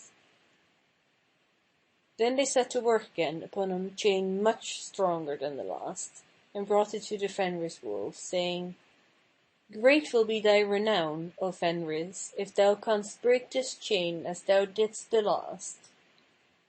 But the wolf looked at them askance, for the chain they brought was very much thicker than the one he had already broken. He reflected, however, that since that time he himself had grown stronger and bigger, and moreover that one must risk something in order to win renown. So he let them put the chain upon him, and when the Asas said that all was ready, he gave a good shake and stretched himself a few times, and again the feathers lay in fragments on the ground. Then the gods began to fear that they would never hold the wolf in bonds, and it was All-Father Odin who persuaded them to make one more attempt. So they sent a messenger to Dwarfland, bidding him ask the little men to make a chain which nothing could possibly destroy. Setting at once to work, the clever little smiths soon fashioned a slender silken rope, and gave it to the messenger, saying that no strength could break it, and that the more it was strained, the stronger it would become. It was made of the most mysterious things: the sound of a cat's footsteps, the roots of a mountain, the sinews of a bear, the breath of fishes, and other such strange materials which only the dwarfs knew how to use. With this chain the messenger hastened back over the rainbow bridge to Asgard. By this time the Fenris wolf had grown too big for his yard, so he lived on a rocky island in the middle of the lake that lies in the midst of Asgard. And here the Asas now betook themselves with their chain, and began to play their part with wily words. "See," they cried, "O Fenris, here is a cord so soft and thin that none would think of it binding such strength as thine." And they laughed great laughs, and handed it to one another, and tried its strength by pulling at it with all their might, but it did not break. Then they came nearer and used more wiles, saying, "We cannot break the cord, though 'tis stronger than it looks, but thou, O mighty one, will be able to snap it in a moment." But the wolf tossed his head in scorn, and said, "Small renown would there be to me, O Asa folk, if I were to break yon slender string. Save therefore your breath, and leave me now alone." "Aha!" cried the Asas, "thou fearest the might of the silken cord, thou false one, and that is why thou wilt not let us bind thee." "Not I," said the Fenris wolf, growing rather suspicious. "But if it is made with craft and guile, it shall never come near my feet." "But," said the Asas, "thou wilt surely be able to break this silken cord with ease, since thou hast already broken the great iron fetters." To this the wolf made no answer, pretending not to hear. "Come," said the Asas again, "why shouldst thou fear? For even if thou couldst not break the cord, we would immediately let thee free again. To refuse is a coward's piece of work." Then the wolf gnashed his teeth at them in anger, and said, "Well I know you, Asas, for if you bind me so fast that I cannot get loose, you will skulk away, and it will be long before I get any help from you. And therefore am I loath to let this band be laid upon me." But still the Asas continued to persuade him and to twit him with cowardice, until at length the Fenris wolf said, with a sullen growl, "Have it your own way then, but, as a pledge that this is done without deceit, let one of you lay his hand in my mouth while you are binding me, and afterwards while I try to break the bonds." Then the Asa folk looked at one another in dismay, for they knew very well what this would mean. And while they consulted together, the wolf stood gnashing his teeth at them with a horrid grin. At length, Tyr the brave hesitated no longer. Boldly he stalked up to the wolf and thrust his arm into his enormous mouth, bidding the Asas bind fast the beast. Scarce had he done so, when the wolf began to strain and pull, but the more he did so, the tighter and stiffer the rope became. The gods shouted and laughed with glee, when they saw how all his efforts were in vain. But Tyr did not join in their mirth, for the wolf in his rage snapped his great teeth together and bit off his hand at the wrist. Now when the Asas discovered that the animal was fast bound, they took the chain which was fixed to the rope and drew it through a huge rock, and fastened this rock deep down in the earth, so that it could never be moved. And this they fastened to another great rock which was driven still deeper into the ground. When the Fenris wolf found that he had been thus secured, he opened his mouth terribly wide, and twisted himself right and left, and tried his best to bite the Asa folk. He uttered, moreover, such terrible howls that, at length, the gods could bear it no longer. So they took a sword, and thrust it into his mouth, so that the hilt rested on his lower, and the point against his upper jaw. And there he was doomed to remain until the end of all things shall come, when he, freed from the chain, shall range the earth. End of Chapter 1, Part 7. Recording by phone.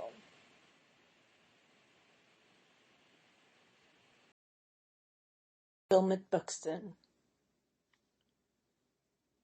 Fair beyond all the sons of Odin was Balder the Beautiful, Balder of the snow-white brow and golden locks, and he was well beloved not only by the Asa folk, but also by the men of the earth below.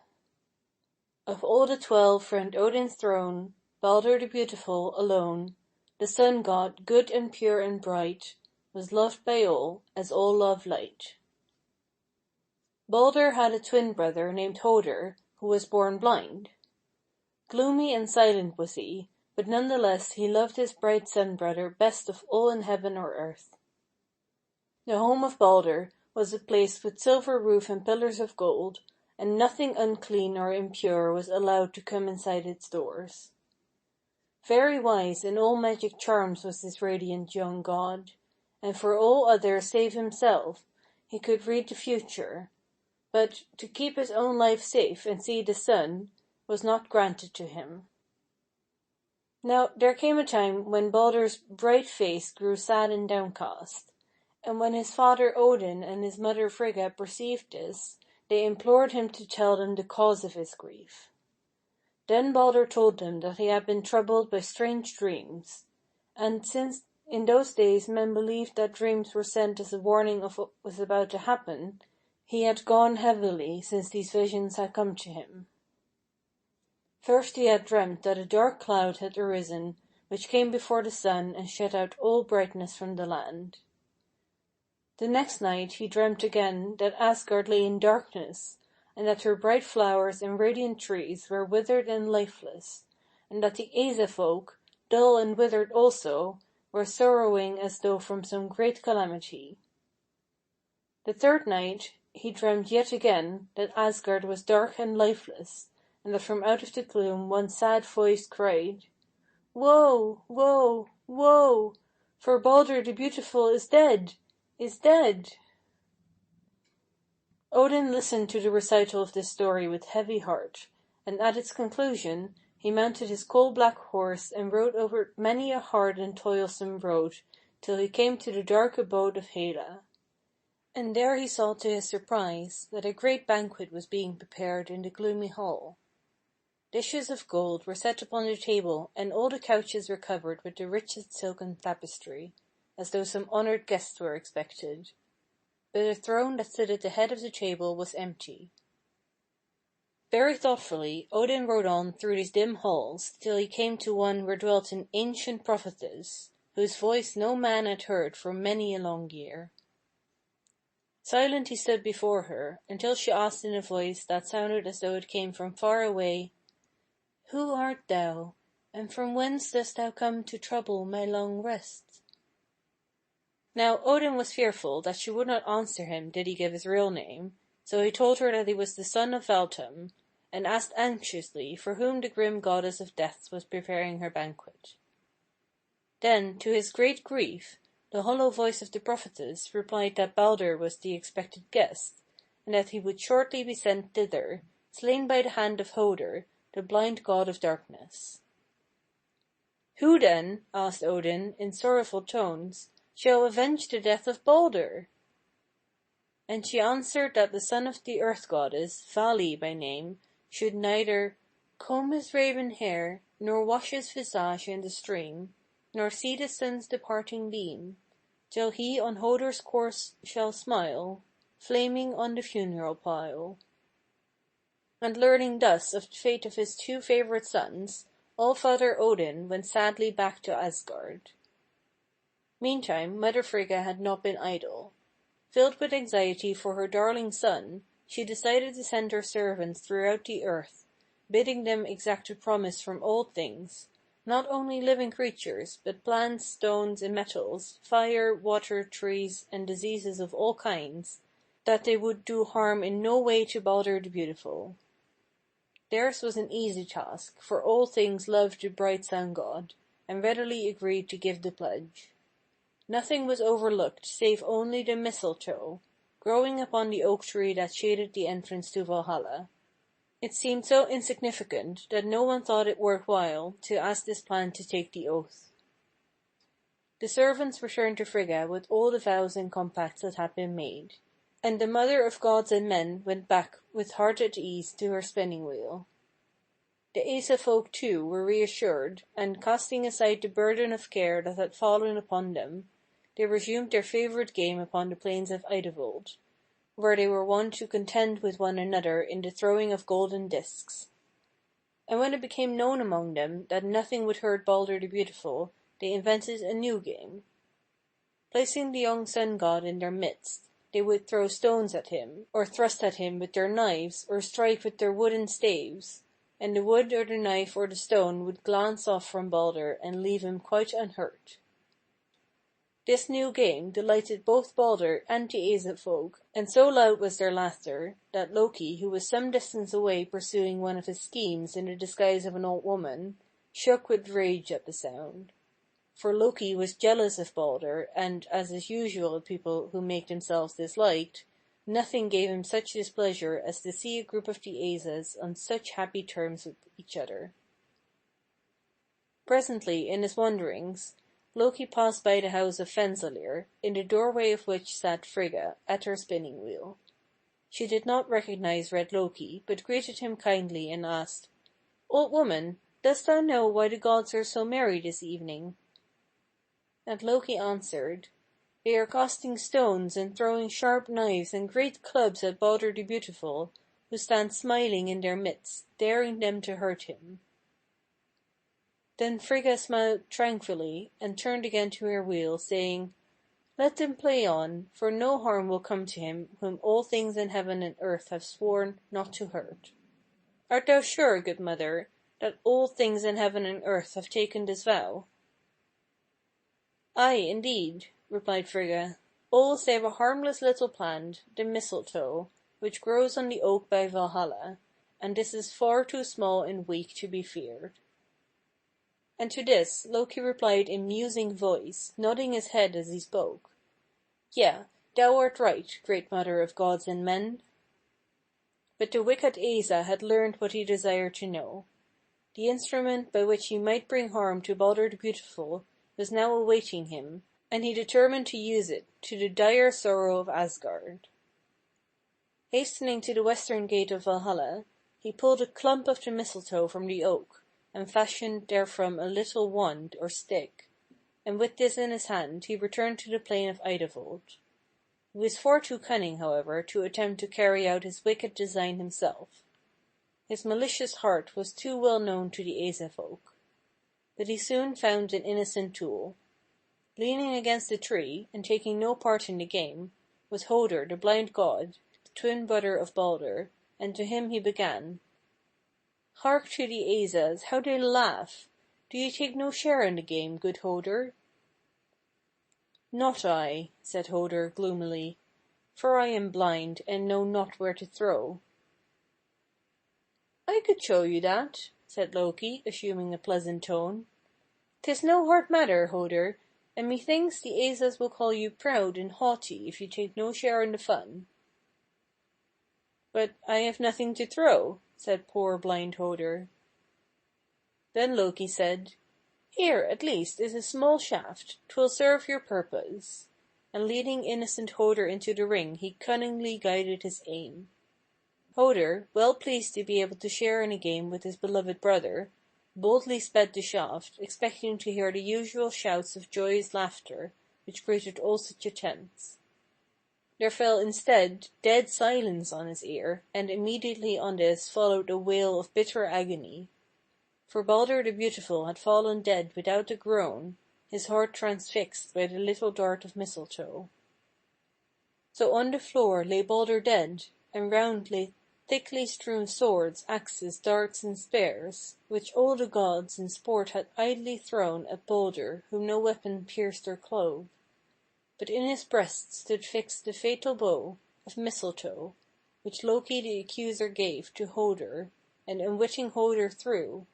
'Gainst that alone had Balder's life no charm. Dreading he knew not what, Hoder stood in doubt for some moments.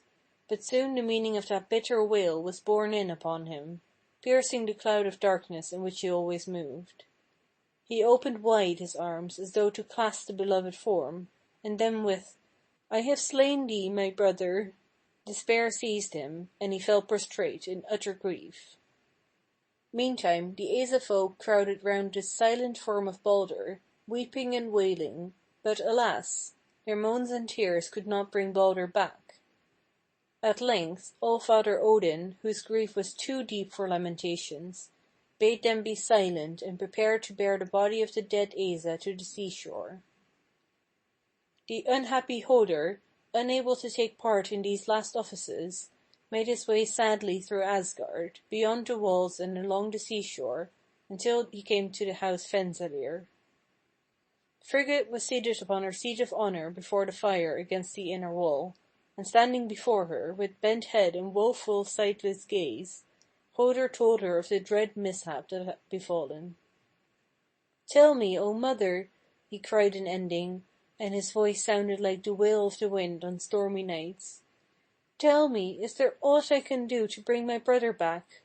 Or can I make agreement with the dread mother of the underworld, giving my life in exchange for his?"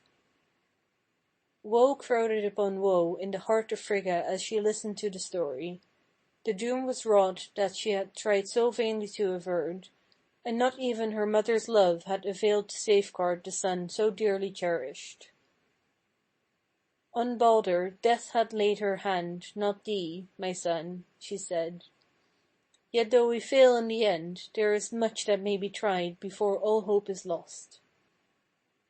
Then she told Hoder of a road by which the abode of Hela could be reached, one which had been traveled by none living save Odin himself. "Who goes that way must take no other horse to ride, but Sleipnir, Odin's horse, alone. Nor must he choose that common path of gods, which every day they come and go in heaven, o'er the bridge Bifrost, where his Heimdalls watch. But he must tread a dark untraveled road, which branches from the north of heaven and ride 9 days, 9 nights, towards the northern ice, through valleys deep engulfed with roaring streams, and he will reach on the 10th morn a bridge which spans with golden arches Gjoll's stream. Then he will journey through no lighted land, nor see the sun arise, nor see it set. And he must fare across the dismal ice, northward until he meets a stretching wall, barring his way, and in the wall a grate. But then he must dismount, and on the ice tighten the girths of Sleipnir, Odin's horse, and make him leap the gate, and come within. There in that cheerless abode dead Balder was enthroned, but, said Frigga, he who braves that dread journey must take no heed of him, nor of the sad ghosts flitting to and fro like eddying leaves. First he must accost their gloomy queen and entreat her with prayers, telling her all that grief they have in heaven for Balder, whom she holds by right below. A bitter groan of anguish escaped from Hoder when Frigga had finished her recital of the trials which must be undergone. "Mother, a dreadful way is this thou showest, no journey for a sightless god to go." And she replied, "Thyself thou shalt not go, my son, but he whom first thou meetest when thou comest to Asgard and declarest this hidden way shall go, and I will be his guide unseen." Meantime the Asa folk had felled trees and had carried to the seashore outside the walls of Asgard a great pile of fuel, which they laid upon the deck of Balder's great ship Ringhorn, as it lay stranded high upon the beach. 70 ells and 4 extended, on the grass the vessel's keel. High above it, gilt and splendid, rose the figurehead ferocious, with its crest of steel. Then they adorned the funeral pyre with garlands of flowers, with golden vessels and rings, with finely wrought weapons and rich necklets and armlets. And when this was done, they carried out the fair body of Balder the Beautiful, and bearing it reverently upon their shields, they laid it upon the pyre. Then they tried to launch the good ship, but so heavily laden was she, that they could not stir her an inch. The mountain giants, from their heights afar, had watched the tragedy with eyes that were not unpitying, for even they had no ill will for Balder, and they sent and told of a giantess called Hyrroken, who was so strong that she could launch any vessel, whatever its weight might be. So the Asa sent to fetch her from Giantland, and she soon came, riding a wolf for steed, and twisted serpents for reins. When she alighted, Odin ordered 4 of his mightiest warriors to hold the wolf, but he was so strong that they could do nothing until the giantess had thrown him down and bound him fast. Then, with a few enormous strides, Hyrroken reached the great vessel, and set her shoulder against the prow, sending the ship rolling into the deep. The earth shook with the force of the movement as though with an earthquake, and the Asa folk collided with one another like pine trees during a storm. The ship too, with its precious weight, was well nigh lost. At this, Thor was wroth, and seizing his hammer, would have slain the giantess had not the other Asas held him back, bidding him not forget the last duty to the dead god. So Thor hallowed the pyre with a touch of his sacred hammer, and kindled it with a thorn twig, which is the emblem of sleep. Last of all, before the pyre blazed up, All-Father Odin added to the pile of offerings his magic ring, from which fell 8 new rings every 9th night, and bending he whispered in Balder's ear. But none to this day know the words that Odin spake thus in the ear of his dead son. Then the flames from the pyre rose high, and the great ship drifted out to sea, and the wind caught the sails and fanned the flames till it seemed as though sky and sea were wrapped in golden flame.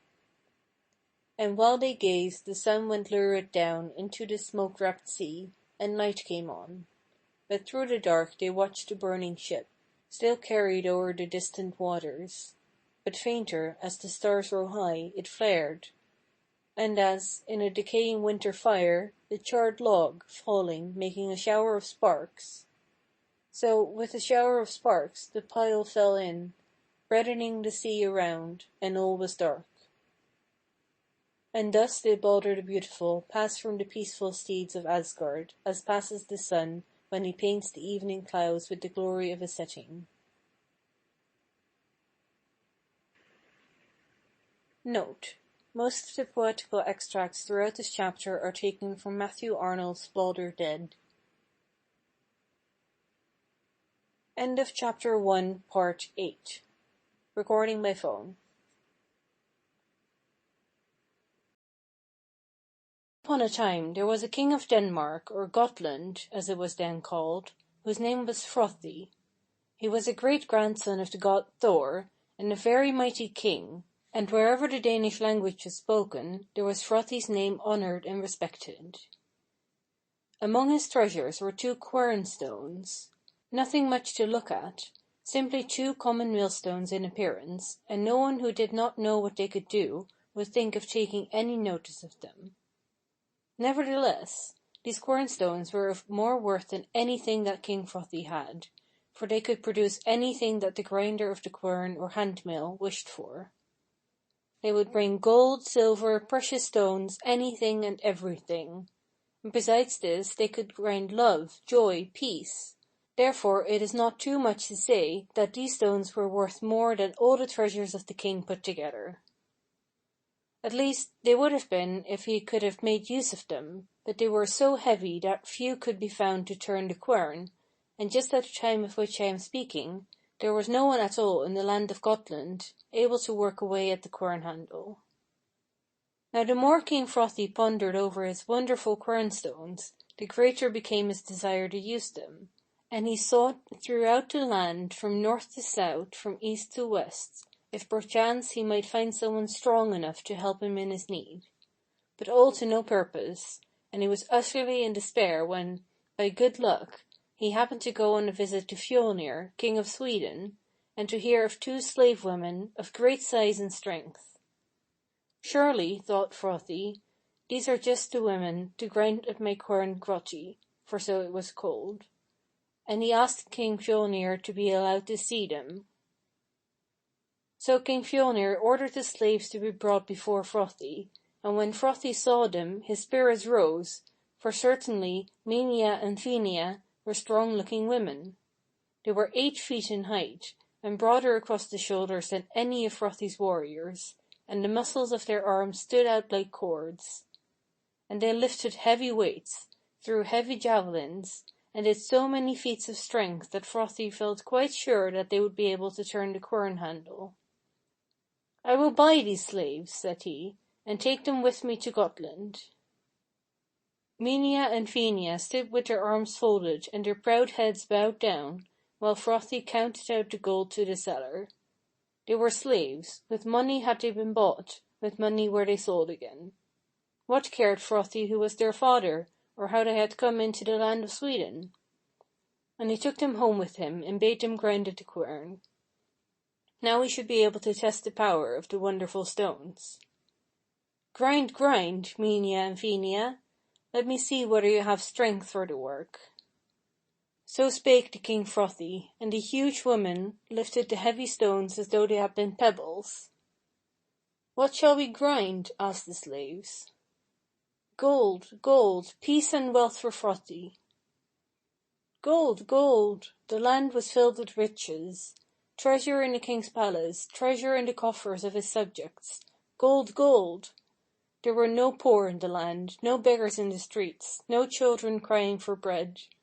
All honor to the quernstones. Peace, peace! No more war in the land.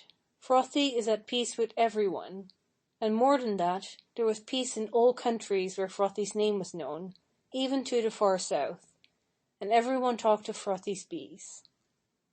Praise be to the quernstones. Wealth! Yes, everything went well. Not one of the counsels of King Frothy failed.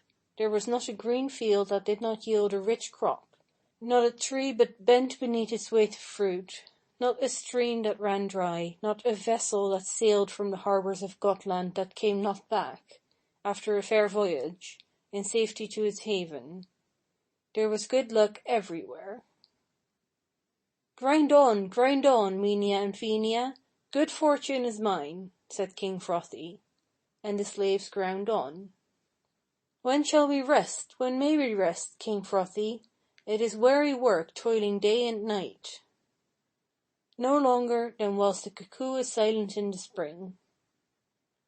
"Never ceasing is the cry of the cuckoo in the groves. May we not rest longer?" "Not longer," answered King Frothy, "than whilst the verse of a song is sung." "That is but little," sighed Minia and Finia, and they toiled on. Their arms were weary and their eyes heavy. They would fain have slept, but Frothy would not let them have any sleep. They were but slaves, who must obey their master, so they toiled on, still grinding peace and wealth to Frothy. To Frothy and his queen, joy and peace. May plenty in the land still increase. Frothy and his queen from dangers keep. May they on beds of down sweetly sleep. No sword be drawn in Gotland old by murderer bold. No harm befall, the high or low, to none be woe. Good luck to all, good luck to all. We grind, no rest we find. For rest we call. Thus sang the 2 giant women. Then they begged again, "Give us rest, O Frothy." But still Frothy answered, "Rest whilst the verse of a song is sung, or as long as the cuckoo is silent in the spring." No longer would the king give them. Yet Frothy was deemed a good king, but gold and good luck were hardening his heart. Minia and Finia went on grinding, and their wrath grew deeper and deeper, and thus at last they spoke. First said Finia, "Thou wert not wise, O Frothy. Thou didst buy us, because like giants we towered above the other slaves, because we were strong and hardy and could lift heavy burdens." And Minia took up the wail. Are we not of the race of the mountain giants? Are not our kindred greater than thine, O Frothi? The Quern had never left the grey fell but for the giants' daughters. Never, never should we have ground as we have done, had it not been that we remembered from what race we sprang. Then answered Menia, 9 long winters saw us training to feats of strength, 9 long winters of wearisome labor. Deep down in the earth we toiled and toiled, until we could move the high mountain from its foundations. We are weird women, O Frothi. We can see far into the future. Our eyes have looked upon the Quern before. In the giant's house we whirled it until the earth shook, and hoarse thunder resounded through the caverns. Thou art not wise, O Frothi. O Frothi, thou art not wise. But Frothi heard them not. He was sleeping the sweet sleep that the quern stones had ground for him. Strong are we indeed, laughed Fenia sorrowfully. Strong to contend with the puny men. We whose pastime in Sweden was to tame the fiercest bears, so that they ate from our hands. We who fought with mighty warriors and came off conquerors. We who helped one prince and put down another. Well we fought, and many were the wounds we received from sharp spears and flashing swords. Frothi knows not our power, or he would scarce have brought us to his palace to treat us thus. Here no one has compassion upon us. Cold are the skies above us, and the pitiless wind beats on our breasts. Cold is the ground on which we stand, and the keen frost bites our feet. Ah, there are none to pity us. No one cares for the slaves. We grind forever an enemy's quern, and he gives us no rest. Grind, grind. I am weary of grinding. I must have rest. Nay, returned Menia, talk not of rest until Frothi is content with what we bring him. Then Fenia started. If he gives us no rest, let us take it ourselves. Why should we any longer grind good for him who only gives us evil? We can grind what we please. Let us revenge ourselves. Then Menia turned the handle quicker than ever, and in a wild voice she sang, I see a ship come sailing, with warriors bold aboard. There's many a one that in Danish blood would be glad to dip his sword. Say, shall we grind them hither? Say, shall they land to-night? Say, shall they set the palace afire? Say, shall they win the fight?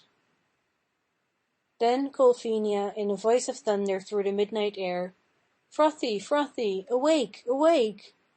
Wilt thou not listen to us? Have mercy, and let us rest our weary limbs. But all was still, and Frothi gave no answer to the cry. Nay, answered Menia, he will not hearken.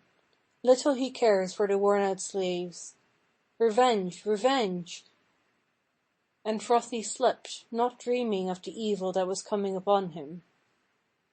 And again Fenia shouted, Frothi, Frothi, awake! The beacon is blazing, danger is nigh, wilt thou not spare? But Frothi gave no answer, and the giant women toiled on. O Frothi, Frothi, we cannot bear our weariness. And still no answer came.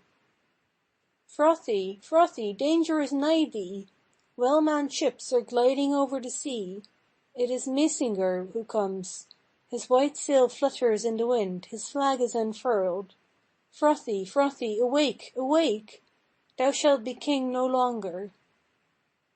And as the giant women ground, the words they spake came to pass. They were grinding revenge for themselves, and brought the enemy nearer and nearer. Ho! Hearken to the herald! Frothi, Frothi, the town is on fire! The palaces will soon be ruined heaps! Grind, Menia, ever more swiftly, until we grind death to Frothi. And Menia and Fenia ground and ground, till Mysingur and his followers landed from the ships. They ground until they had reached the palace. To arms! To arms! Shouted the warder, but it was too late. The Gotlanders armed themselves, but who could stand against the army that the slave women were grinding against them? Not long did the struggle last. Frothi and his Gotlanders fought bravely, but the Sea King and his allies were mightier, for the giantesses were in giant mood, and turned the handle faster and faster, until down fell the quernstones. Then sank Frothi, pierced with wounds, and the fight was over. The army that Minia and Finia had ground to help Mysingur vanished, and Mysingur and his men alone were left conquerors on the bloody field. They loaded their ships with treasure, and Mysingur took with him Minia, Finia, and the quernstones. But, alas! Mysingur was no wiser than King Frothi had been. Gold, however, was not his first thought. He had enough of that, but he wanted something else that just then was more to him than gold. There was no salt on board the Sea King's vessels, so he said, "Grind salt." And Minia and Finia ground salt for Mysingur. At midnight they asked if they had ground enough, and Mysingur bade them grind on. And so they ground and ground until the ship was so heavy with salt that it sank, and the Sea King and all his men were drowned. Where the quernstones went down there is to this day a great whirlpool, and the waters of the sea have been salt ever since. End of chapter 1, part 9. Recording by phone.